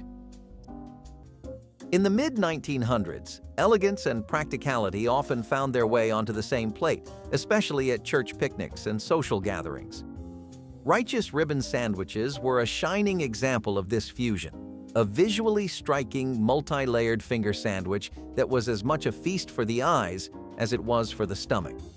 These sandwiches combined cream cheese, thinly sliced cucumbers, and pimento spread, layered between vibrant slices of white and rye bread. The name may have sounded fancy, but the recipe was delightfully simple, showcasing the resourcefulness of home cooks. Ribbon sandwiches were the epitome of versatility. They could be made in advance, sliced into perfect little portions, and adapted to suit almost any flavor profile. Need a vegetarian option? No problem. Add more vegetables. Want something heartier? Swap in a layer of ham or chicken salad. Their small size made them easy to serve and eat, ensuring that no one risked losing their sandwich during a spirited game of horseshoes. So, why don't we see them anymore? As trends shifted toward more casual grab-and-go fare, the labor-intensive ribbon sandwiches slowly fell out of favor. Yes, stuffed pigeons with chestnuts were something that people actually did regularly reserve for their tables for Sunday roasts. And yes, this is definitely gluttony. Not bordering on the edge, not a stone's throw away, just pure, unadulterated gluttony. Stuffed pigeons were a traditional dish that were brought onto American kitchens primarily through immigrant communities. By this I mean, you can once again curse the British for their food. I really don't get what goes on in the kitchens in that country. It feels like every step they take is like playing Russian roulette because will they take a step forward? Will they set us back a decade or two? You may never know. Anyway, the chestnut thing was actually something that was brought into the equation thanks to the French. Apparently, chestnuts are a pretty popular stuffing in the region there. It makes sense that we tried things like this since in the middle half of the 20th century, all we ever did was delve as deep as possible into European cooking. Thing is, this dish was only possible because people regularly kept pigeons and raised them on their farms and in their living spaces. Thanks to the mass amount of urbanization, your typical two-bed in New York just doesn't come equipped with pigeon-raising facilities these days. Like zucchini fritters was also at the forefront of the entire decade. That's the thing about the 70s. It's just got so much going on that you can't box it into any single trend or sentiment that was spreading like wildfire. I mean, sure, there was an immense crowd that deeply preferred casserole-style dishes, and they stuck to that belief hardcore, but there was also a big chunk of America that was tired of the high-calorie, high-prep lifestyle of making big dishes that would last you a while. They wanted to switch to greener food that would help keep them lean, and food that would also work with the party culture that was getting so popular during the 70s. People wanted bite-sized snacks they could gobble up when they were tipsy at parties, not big banquet dinners they had to sit down for and really make space for.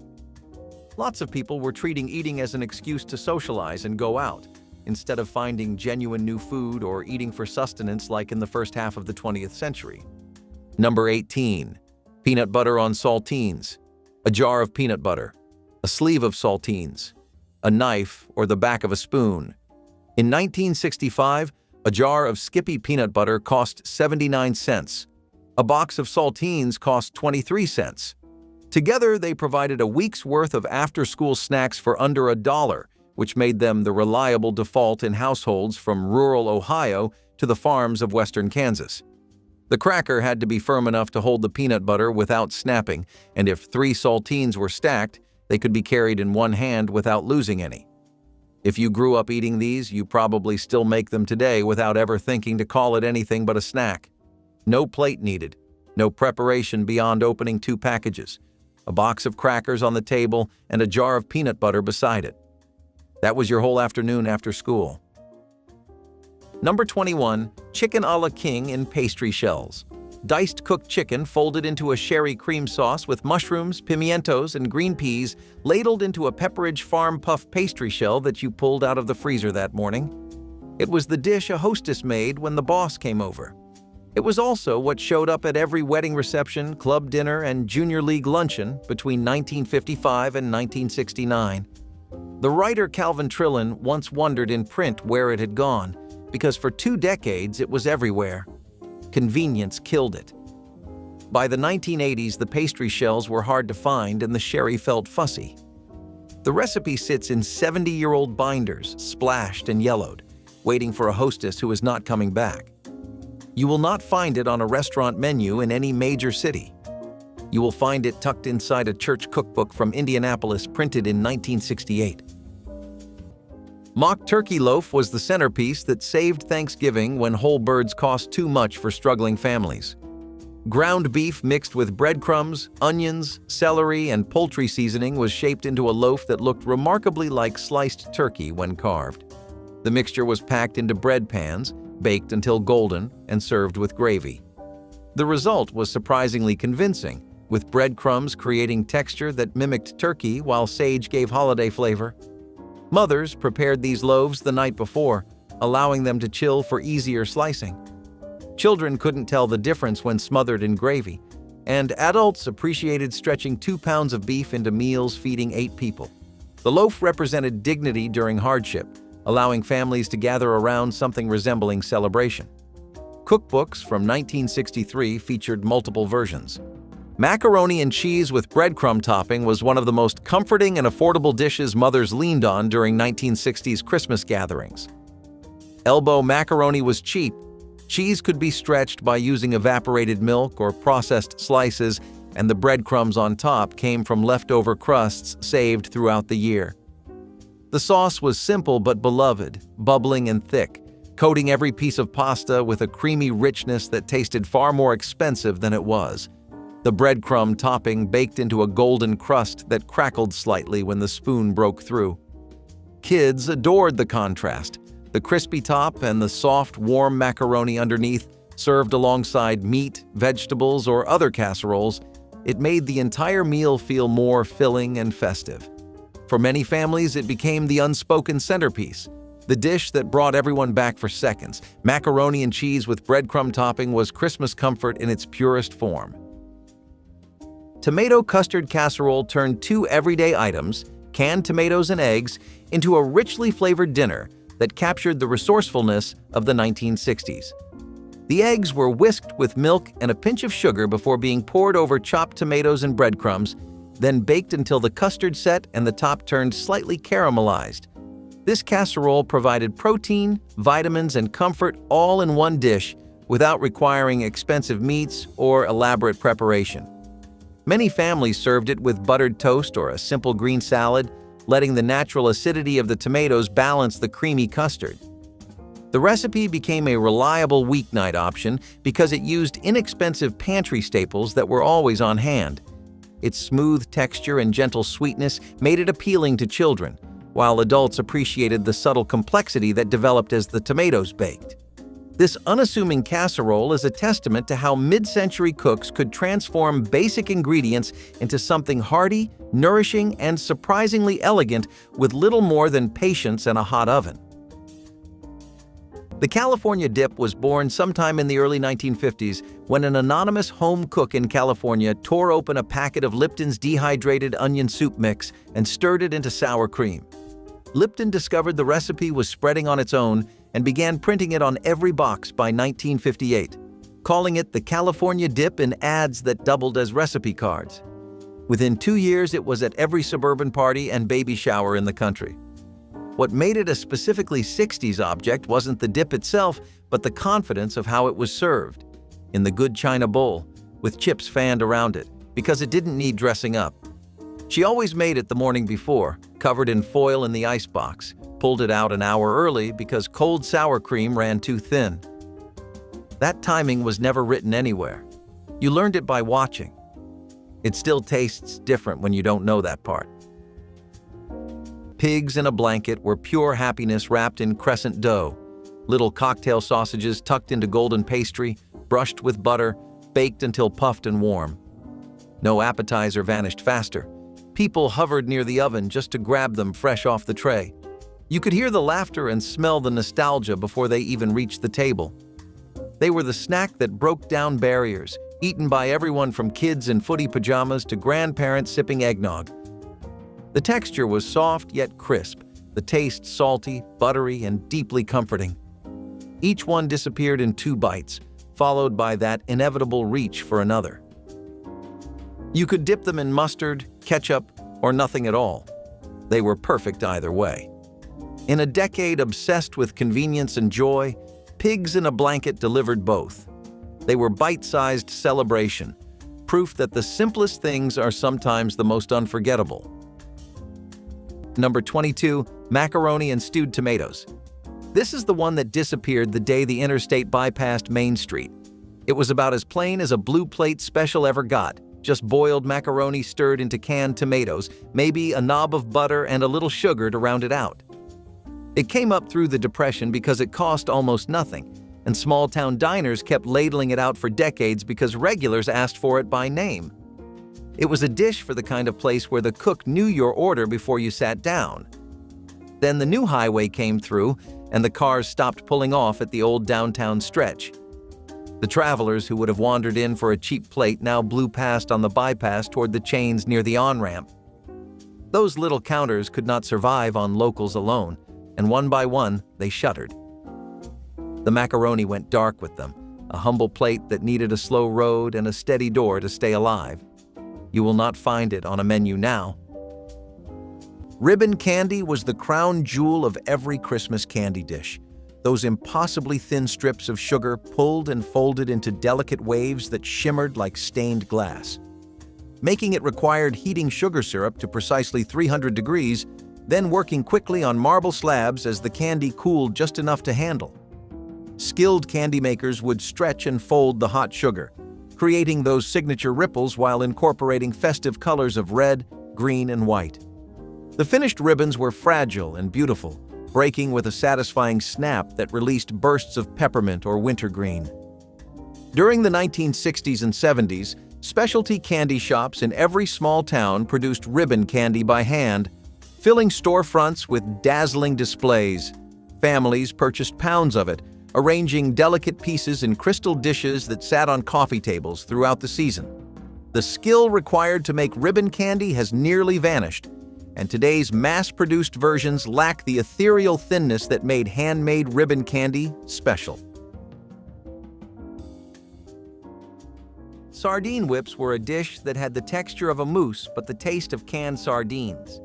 Whipped cream, gelatin, and cream cheese can work wonders in terms of texture. But when you throw something like sardines in there, you just ruin the whole thing. The mixture was also whipped to the moon and back until it was as light as a cloud. So, in terms of preparation, I think people did whatever they could to make this appetizing. Unfortunately, nothing can mask the stage-stealing taste of sardines, and I do not use that term in a good way. The fishy taste was way too overpowering for a lot of people, especially Americans who had grown up in the South or in places that did not have any fishing or seafood culture. What seafood people did like was typically grilled, roasted, or just fried. Gelatin-heavy party foods were also falling out of fashion, and those were just too many nails for this recipe's coffin. Part of the reason lies in the rise of pre-packaged veggie trays and dips, which offered a quicker, less labor-intensive alternative. Additionally, the appeal of ranch-flavored dishes has waned over the years as food trends shifted. Fresh, vibrant, and undeniably wholesome, fellowship fruit kebabs were a beacon of color on church picnic tables. In an era when gelatin molds and mayonnaise-based salads reigned supreme, these skewers offered a refreshing alternative. Simple yet elegant, they featured a variety of seasonal fruits: pineapple, melon, grapes, and berries, artfully arranged on sticks and drizzled with a honey-lime glaze. The practicality of fruit kebabs was one of their biggest selling points. Easy to assemble, they required no utensils, making them a perfect grab-and-go option for outdoor gatherings. Plus, their versatility made them universally appealing. Whether you preferred tropical fruit, classic apple chunks, or a mix of whatever was on sale, the recipe adapted to suit any budget or taste. Add in the bright, tangy kick of honey and lime, and you had a snack that balanced natural sweetness with a touch of zest. So, what caused this recipe to slip into obscurity? Partly, the rise of pre-cut fruit platters took away the need for the extra effort. Additionally, the modern obsession with charcuterie boards and grazing tables overshadowed the humble kebab. Okay, being honest with you, I want to pig out at these Sunday roasts as much as the next guy, but seriously, roasting an entire goose with prunes and chestnut stuffing? I think that's just bordering a little too close to gluttony, and I mean the biblical kind. It was supposedly a big sign of luxury, which no wonder. You must have been pretty loaded if this is what your idea of an average Sunday roast was back in the day. You might start to wonder what changed to turn this from a sign of luxury into what most people would call just teetering on the edge of an eating problem. Now, I'm definitely not one to judge, especially when your thing is going wild and eating like your favorite anime character, but I do think dialing it back to leaner and smaller portions wasn't a bad idea. Apparently, I'm not the only one with that idea. Lots of people in America began to notice that the country had some serious issues with eating and portion control. They wanted to make the eventual shift to a more balanced plate and an overall smaller one, and I think that's why stuff like having an entire goose for a family of 4 fell out of fashion. Again, disrespecting an icon has never been my scene, but I just don't think peanut butter sandwiches are anyone's go-to breakfast anymore like they used to be in the 70s. Really, when was the last time you stopped and made yourself a genuine peanut butter sandwich you were looking forward to right before heading out for work or college or whatever it is? People would much rather prefer to either grab some takeout, get a cute little coffee these days, or just take their Stanley bottle with whatever electrolyte-boosting drink of the day they have. Don't get me wrong, kids and teens will still eat these up, and they make for some amazing late-night snacks. But I feel like overall, we've started to move on a bit from the days where peanut butter sandwiches were reigning supreme over all else, you know? But hey, if you feel differently, please make that known in the comments. Number 25. Water gravy on crackers. When there was nothing left to spread and nothing to dip, there was still the skillet. Your grandmother scraped the drippings from the bottom of the cast iron pan, bacon grease, lard, the brown bits from whatever had fried there last, and built a thin gravy from flour, water, and those drippings. She poured it hot over saltines or soda crackers. In the coal camps of McDowell County, West Virginia, this appeared at the end of the week when the company's store credit ran out. Families called it gravy crackers or just something warm. The crackers went soft under the gravy and soaked up every bit of that pan flavor. If you were that child, hungry since noon, soft, salty, warm crackers were more than enough. The whole thing came together in under 5 minutes from ingredients that cost almost nothing. Number 19. Salisbury Steak TV Dinner. 1 ground beef patty in dark brown gravy, a scoop of mashed potatoes, a square of corn, and a brownie compartment sealed in an aluminum tray and slid into a Swanson box. Swanson introduced its Salisbury Steak Dinner in 1962.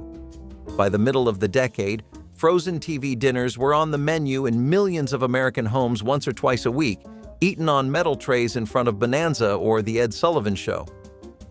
Families stopped trying to make Salisbury steak from scratch because the frozen one came out the same every time. The homemade version, a Wednesday night patty smothered in mushroom gravy, faded inside 10 years. When TV dinners faded in the 1980s, the dish faded with them. The brownie compartment was the first thing the kids ate and the last thing anyone remembers. You can still buy a Salisbury steak frozen dinner today, but the gravy tastes like a copy of a copy. Pumpkin soup from canned pumpkin gave families an elegant first course that cost almost nothing, yet impressed guests with its golden color and smooth, velvety texture. A single can of pumpkin puree was thinned with milk or water, seasoned generously with salt, pepper, and a pinch of nutmeg, then heated slowly while stirring constantly to prevent scorching on the bottom. The soup was poured into bowls and served warm, sometimes garnished with a sprinkle of dried parsley saved from summer gardens. The flavor was earthy and mildly sweet, preparing palates for the heavier foods to follow while providing warmth and nourishment on cold November afternoons. Home economists promoted this soup as sophisticated entertaining on a budget, showing housewives that they could serve multiple courses without spending beyond their means. The canned pumpkin that cost 35 cents stretched into soup for 8 people when properly diluted and seasoned, making it remarkably economical for struggling families. Chicken and rice bake was one of the most economical ways mothers fed a crowd during Christmas gatherings in the 1960s. Canned soup stretched the dish further, coating the rice in a creamy sauce that baked into a tender, comforting casserole. Whatever chicken was on sale, legs, thighs, or small pieces, went on top, their juices flavoring the rice as everything cooked together. The oven worked slowly, filling the house with a gentle, welcoming smell that made kids hover nearby. When it came out bubbling and golden at the edges, the casserole looked as though it could feed an army. Every spoonful tasted warm and familiar, a kind of holiday comfort that came not from extravagance, but from resourcefulness. Chicken and rice bake was the definition of making the most out of what you had. Stuffed tomato boats floated right into many mid-century cookbooks as a budget-friendly way to transform fresh produce into a satisfying dinner. Large tomatoes were carefully hollowed and filled with a mixture of cooked rice, finely chopped celery, onion, and a light drizzle of mayonnaise dressing for moisture. Sometimes a sprinkle of paprika or a handful of breadcrumbs was added on top for color and texture. This simple combination delivered a surprising amount of flavor and a pleasing balance between the juicy tomato walls and the warm rice filling. Home cooks appreciated how the recipe allowed them to use leftover rice and vegetables, reducing waste while creating something pretty enough for company. In summer months, when gardens overflowed with ripe tomatoes, these stuffed boats provided a refreshing alternative to heavier casseroles. They were served chilled for a cool supper or lightly baked when the weather turned cold, proving their versatility across the seasons. Their bright presentation made them a standout dish for picnics, church potlucks, or a light Friday night family meal. Devils on horseback arrived in America from Victorian England, where they had closed formal dinners as a savory bite since at least the 1880s, the name for how the crisped bacon curled like a rider astride a horse. The American version moved it to the front of the meal. A prune or medjool date was split, stuffed with an almond or a cube of sharp cheddar wrapped in bacon, and pinned with a toothpick before going under the broiler. They surged through 60s and 70s dinner party culture as hostesses grew more comfortable with sweet, salty combinations. The unwritten rule was that you never served them at room temperature. They had to come off the broiler and onto the tray within 2 minutes, which meant managing kitchen timing without abandoning your guests. That knowledge lived in the body rather than in any recipe. The people who pulled it off consistently were working from a kind of confidence that was common then and is not much needed now.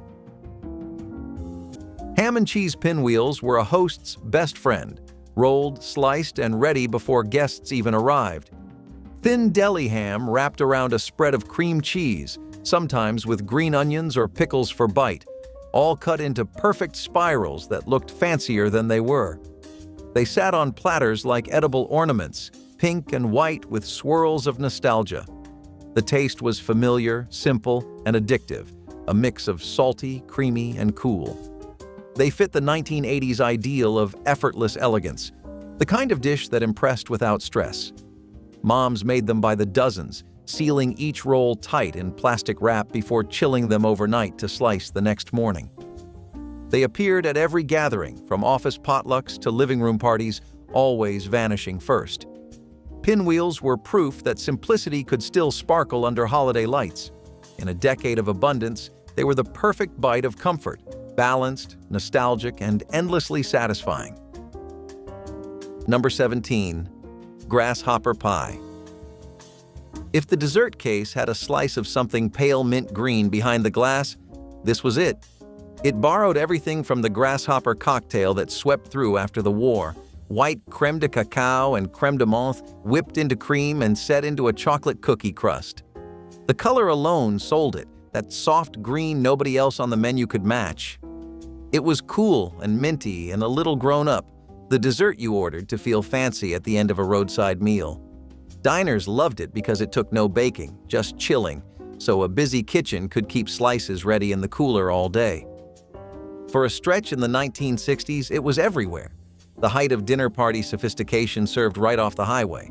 But the mint and chocolate fad cooled, and the boozy, retro look started to seem dated. Newer desserts crowded it out of the case. Today, that distinctive green slice is almost impossible to find, gone with the era that thought it was the last word in elegance. Date nut roll was that glossy cylinder wrapped in waxed paper appearing in refrigerators during December, a dense and chewy confection tasting like concentrated Christmas. The candy started with chopped dates cooked with sugar until thick, then mixed with butter, rice cereal, and mountains of chopped walnuts or pecans. While still warm, the mixture was shaped into logs, rolled in powdered sugar or coconut, then wrapped tightly and chilled until firm enough to slice into neat rounds. Each slice revealed a mosaic of nuts and golden dates, the texture somewhere between fudge and taffy. Department stores like Neiman Marcus became famous for holiday date nut rolls, but most families had cherished recipes passed down through generations. The rolls kept well for weeks, making them practical gifts prepared ahead of the holiday rush. Children often found them too sophisticated, leaving more for adults who savored their complex sweetness. Date nut rolls represented a time when Christmas candy meant more than chocolate. Honestly, I think oyster and prune stew is one of the least offensive ones here. It's an unusual combination, that's for sure, but that doesn't make it as much of a menace to society and culture as liver and banana casserole. This had briny, salty oysters mixed in with really sweet and stewed prunes. I can imagine what the idea was and what kind of vibe they were going for, but I think the execution failed the dish. The dish was really trying to take after some European-influenced cuisine, as you can probably tell by the fact that the broth was made with cream, butter, and usually French wine. Oysters were really cheap back in the 1800s and even in the early 20th century, and they were a staple meal for coastal communities like we talked about. Prunes were also something people genuinely loved and paired with meats often enough. European cuisine was slowly taking over American kitchens as more and more people wanted to experiment and try it out for themselves. The pieces were all set. You just had to put it in motion, but once people did, they realized this wasn't actually that good of a combination. It clashed too much with the sweetness of the prunes instead of contrasting it. Plus, overfishing meant oysters were generally being consumed less thanks to pressure from governments and environmental groups. Prunes had a fine reputation, but they were a side to steaks and stuff. In the 1980s and 1990s, lighter, vegetable-forward dishes began making their way onto picnic tables as health-conscious trends gained momentum. Prayerful pasta primavera salad was one of these newcomers, combining tender pasta with fresh, crisp vegetables like bell peppers, cherry tomatoes, and zucchini. Tossed in a zesty Italian vinaigrette, this cold salad brought vibrant colors and refreshing flavors to any gathering, offering a welcome reprieve from heavier dishes. This salad excelled in versatility and practicality. It could be prepared a day ahead, allowing the flavors to meld together beautifully. And it traveled well, perfect for outdoor church picnics. The recipe was also flexible. Any combination of vegetables could be used, depending on what was in season or on hand. Even picky eaters could find something to enjoy in its customizable mix. Add a sprinkle of Parmesan, and it could easily transition from a simple side dish to a more filling option. So, why has it become a rarity? As pre-packaged pasta salads and pre-made dressings became widely available, the labor of chopping fresh vegetables and mixing homemade vinaigrettes seemed less appealing. Modern convenience overshadowed the care that went into making this dish. Spiced honey-glazed ham was a special one. It was one of the first few instances we had of spicy glazes or glazes in general being used in popular mainstream American traditions. Something breaking into the platform of Sunday roasts, potlucks, casserole Mondays, and church potlucks was always a big thing. It was basically the 20th century equivalent of someone getting a contract with the NBA right out of high school or landing a Tarantino production. It was your big break, your way to get your name out there in the industry.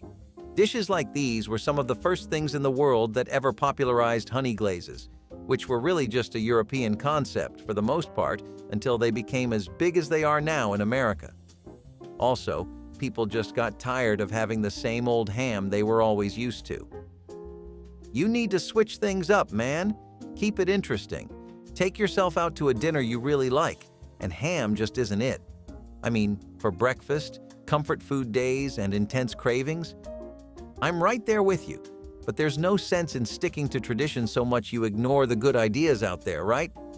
Would you say you're the type to experiment? And if so, are glazes something you'd play around with? Grits with cheese were one of the staples of Southern eating and culture for the longest time before Americans moved on from cornmeal. Hey, I get it. I'd probably tire of it if it was one of the only things I grew up on. People were just used to eating corn in all of its forms, and cornmeal was one of the most popular and normalized ones.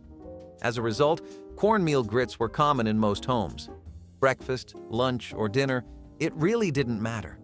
People could honestly just walk into a diner and expect them to serve grits. You didn't even have to take a look at the menu, since any roadside place worth its property value in salt would be serving one. Hell, they were easy enough to make at home. The cheese addition also made it a lot more palatable and made more Americans willing to try it.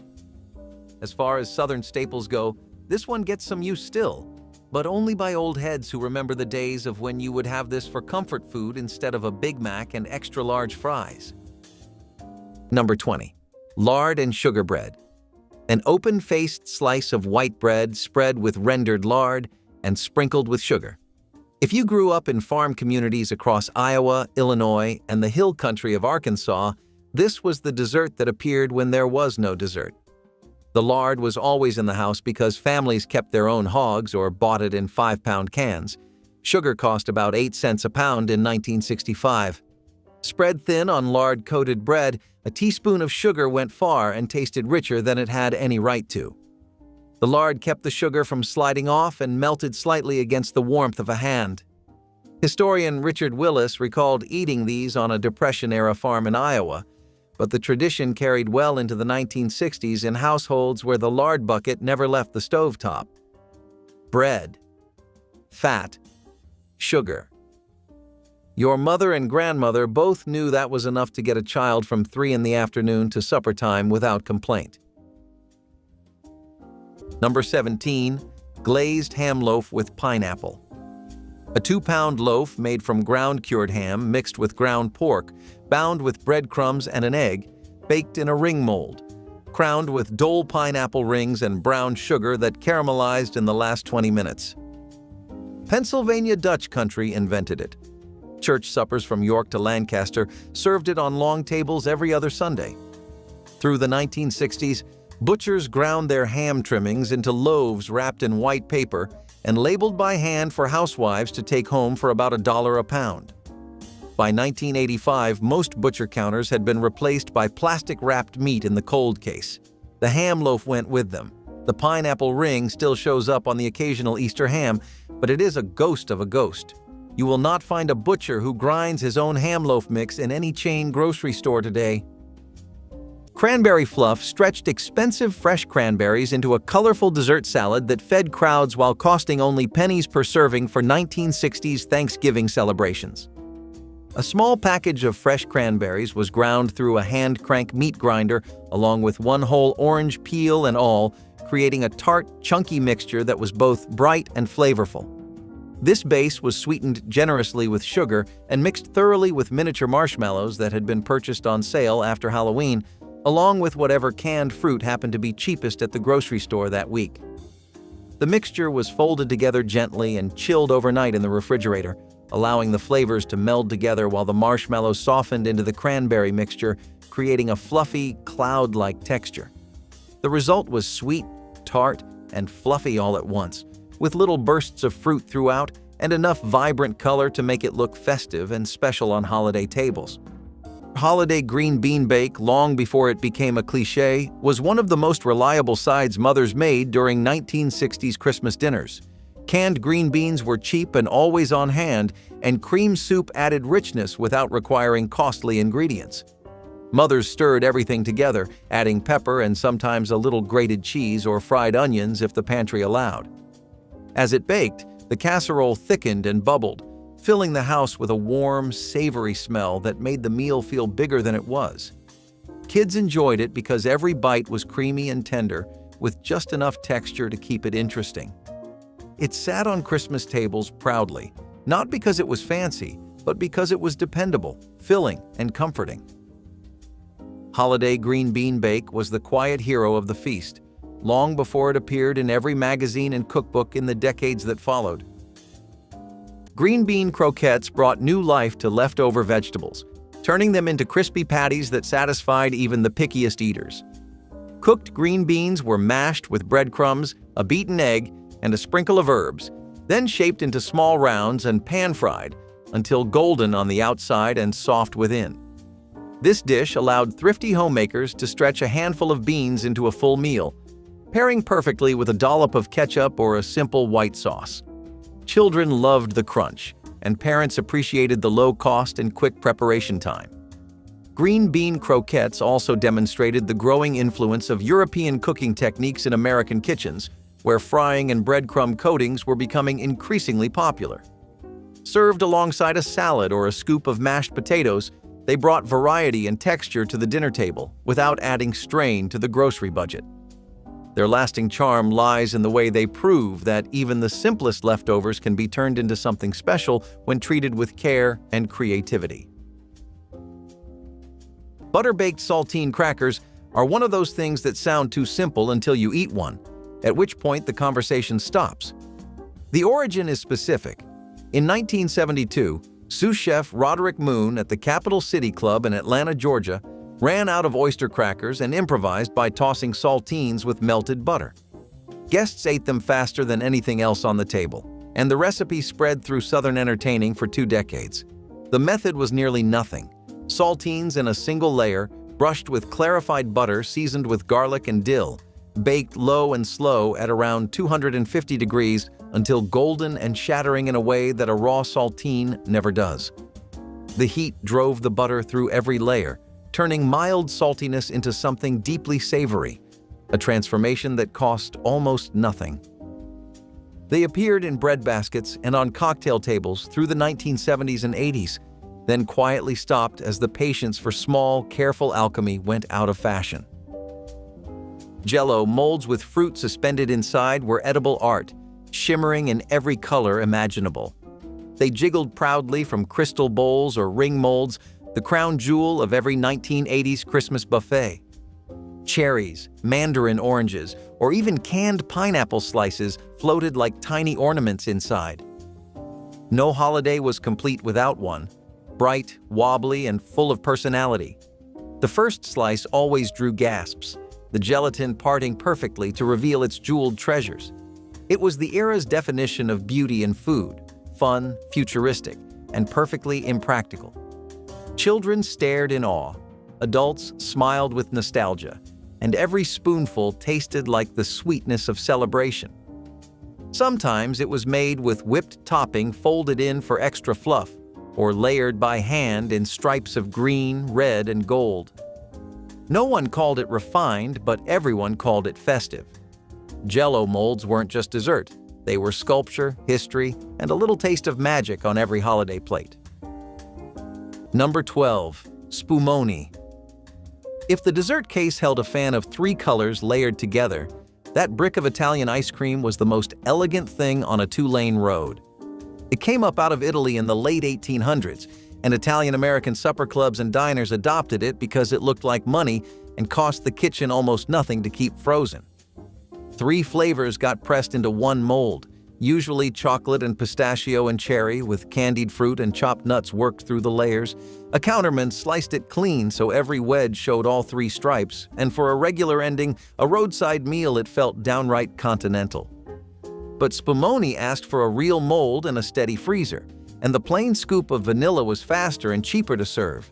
The chains never carried it, the molds got packed away, and the striped wedge slid out of the case.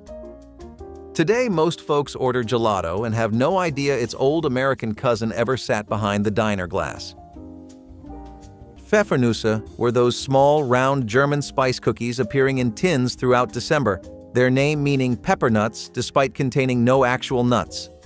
The dough was dense with honey, molasses, and a complex blend of spices including white pepper, anise, cardamom, and cloves that gave them their distinctive bite. Baked until firm, the cookies were rolled in powdered sugar while still warm, creating a crackled coating that contrasted with the dark spiced interior. Unlike soft American cookies, Pfeffernüsse were meant to be hard. Almost too hard when fresh, they softened over days as the spices mellowed. German and Dutch immigrant families brought these recipes to America, where they became traditions in communities from Pennsylvania to the Midwest. The cookies kept for weeks in tins, improving with age as flavors married. Children often found them strange at first, but grew to crave them as adults. Making Pfeffernüsse meant connecting to old-world traditions, honoring ancestors who carried recipes across oceans. Stuffed beef heart actually is as weird as it sounds. An entire beef heart had to be cleaned and stuffed before the dish was a meal, and while this might sound like some rich person's hobby, just collecting beef hearts to cook, it was actually a frugal meal. The heart was a very tough organ. It was covered by hard muscle and tissue that just made it very undesirable for customers and butchers alike. Most shops would discard it or sell it at a fraction of the price they were selling other things. Hence why a lot of people took to this, not out of a craving for beef heart, but just so they could stretch their paycheck a little longer. Again, nose-to-tail eating did decline, but even then, this is just as extreme as a calf's head. Why do we have to eat either the head or the heart? You tell me. Either way, I'm glad that this is out of style because I genuinely cannot imagine what I would do if I visited someone's palace and they served me a heart stuffed with cabbage, lettuce, and onions. Like, that's scary. The late 1980s and early 1990s brought a new wave of potluck stars to church picnics, and virtuous vegetable pizza squares quickly claimed a spot near the top. With a flaky crescent roll crust, a tangy ranch-seasoned cream cheese base, and a colorful array of diced fresh vegetables, this dish was as visually appealing as it was satisfying. It struck a balance between indulgence and health, offering a lighter option without sacrificing flavor. A rare feat on a picnic table laden with heavy casseroles and desserts. The practicality of this dish was a major reason for its popularity. The recipe was straightforward, the ingredients were affordable, and the end result could be made ahead of time and served cold. This made it perfect for picnics, where refrigeration wasn't always guaranteed. It was also highly customizable. Broccoli, carrots, peppers, or even a sprinkle of cheese allowed for personal touches, ensuring it could cater to nearly any palate. So, why did these savory squares fade into the background? Braised lamb shanks with mint sauce are also something that have a particularly long history in America, and this time, it's with an Irish spin. Now, before we talk about what inspired this, let's talk a bit about the shank in general. This fine cut of meat has always been underappreciated since it came from the lower leg of the animal and was a lot tougher. It was something the wealthy class looked down upon because it was a dish you had to work for. You know, kind of like crabs. The more tender and soft meat was, the easier it was to eat, the more it would be associated with wealth. Lamb was also something that was really common in the 20th century throughout places like New England, where a farming culture really thrived. This rustic dish was a big part of the nose-to-tail style of eating, where families would devour every part of an animal in the name of not wasting a single bit of it. Personally, I think that's pretty considerate and respectful. How do you feel about it, though? While you type it out, let me tell you a bit more about braised lamb shanks. They fell out of fashion because, in general, people just didn't appreciate the gamey taste of lamb too much as time went on, but they were considered a big Sunday roast staple for people who were born in homes with farming-oriented lifestyles. Egg group soup is still something you could say is a popular wintertime snack for a lot of people and definitely a comfort food for a niche crowd. But it's not something I would say is in its prime anymore. There were and still are an incredible amount of fans of Chinese cuisine. If anything, that number has only continued to increase with no signs of stopping. I mean, geez, these days we even prefer their TikTok to our own, right? Anyway, that kind of stuff is exactly why egg drop soup got a bit left behind, though. You keep getting exposed to a culture over time, and you start to see more and more of it. More traditional recipes, foods, street foods, heritage dishes, all that. You start to leave behind the popular staples that you once went to because you didn't know anything else. It's unfortunately the same deal for things like chow mein and Szechuan chicken, as good as they are. And don't get me wrong, there's a sizable audience for egg drop soup, because who can beat something that simple and effective? I'm just saying that the audience used to be more regular and bigger. Number 17, cinnamon toast in the oven. White bread, buttered, dusted with cinnamon and sugar, slipped under the broiler or set flat in a low oven until the edges turned brown and the sugar formed a thin, crackling crust. The smell that came out of that oven reached every room in the house and brought you running without being called. In the farmhouses of southern Missouri and the small towns of western Tennessee, this was the Saturday afternoon snack, the one that meant there were a few spare minutes and enough sugar left in the canister. A loaf of bread cost 20 cents in 1965. The cinnamon lasted months. The whole thing was done in under 10 minutes and required nothing that wasn't already in the house. What you remember from those days isn't the recipe. They remember the smell, the sound of that sugar crust breaking when they bit into it, the warmth in their hands on a cold afternoon, the crust and the smell. That was childhood. Number 23, liver and onions. A pound of sliced calf liver dredged in seasoned flour, seared in bacon drippings, and smothered in onions cooked until they collapsed. Mashed potatoes on the side, a glass of milk for the kids who knew better than to argue. Through the 1960s, your grandmother kept liver on the rotation every other Thursday because it was cheap and what the doctor told a tired wife to feed her husband. The dish disappeared because the children who choked it down vowed never to serve it themselves.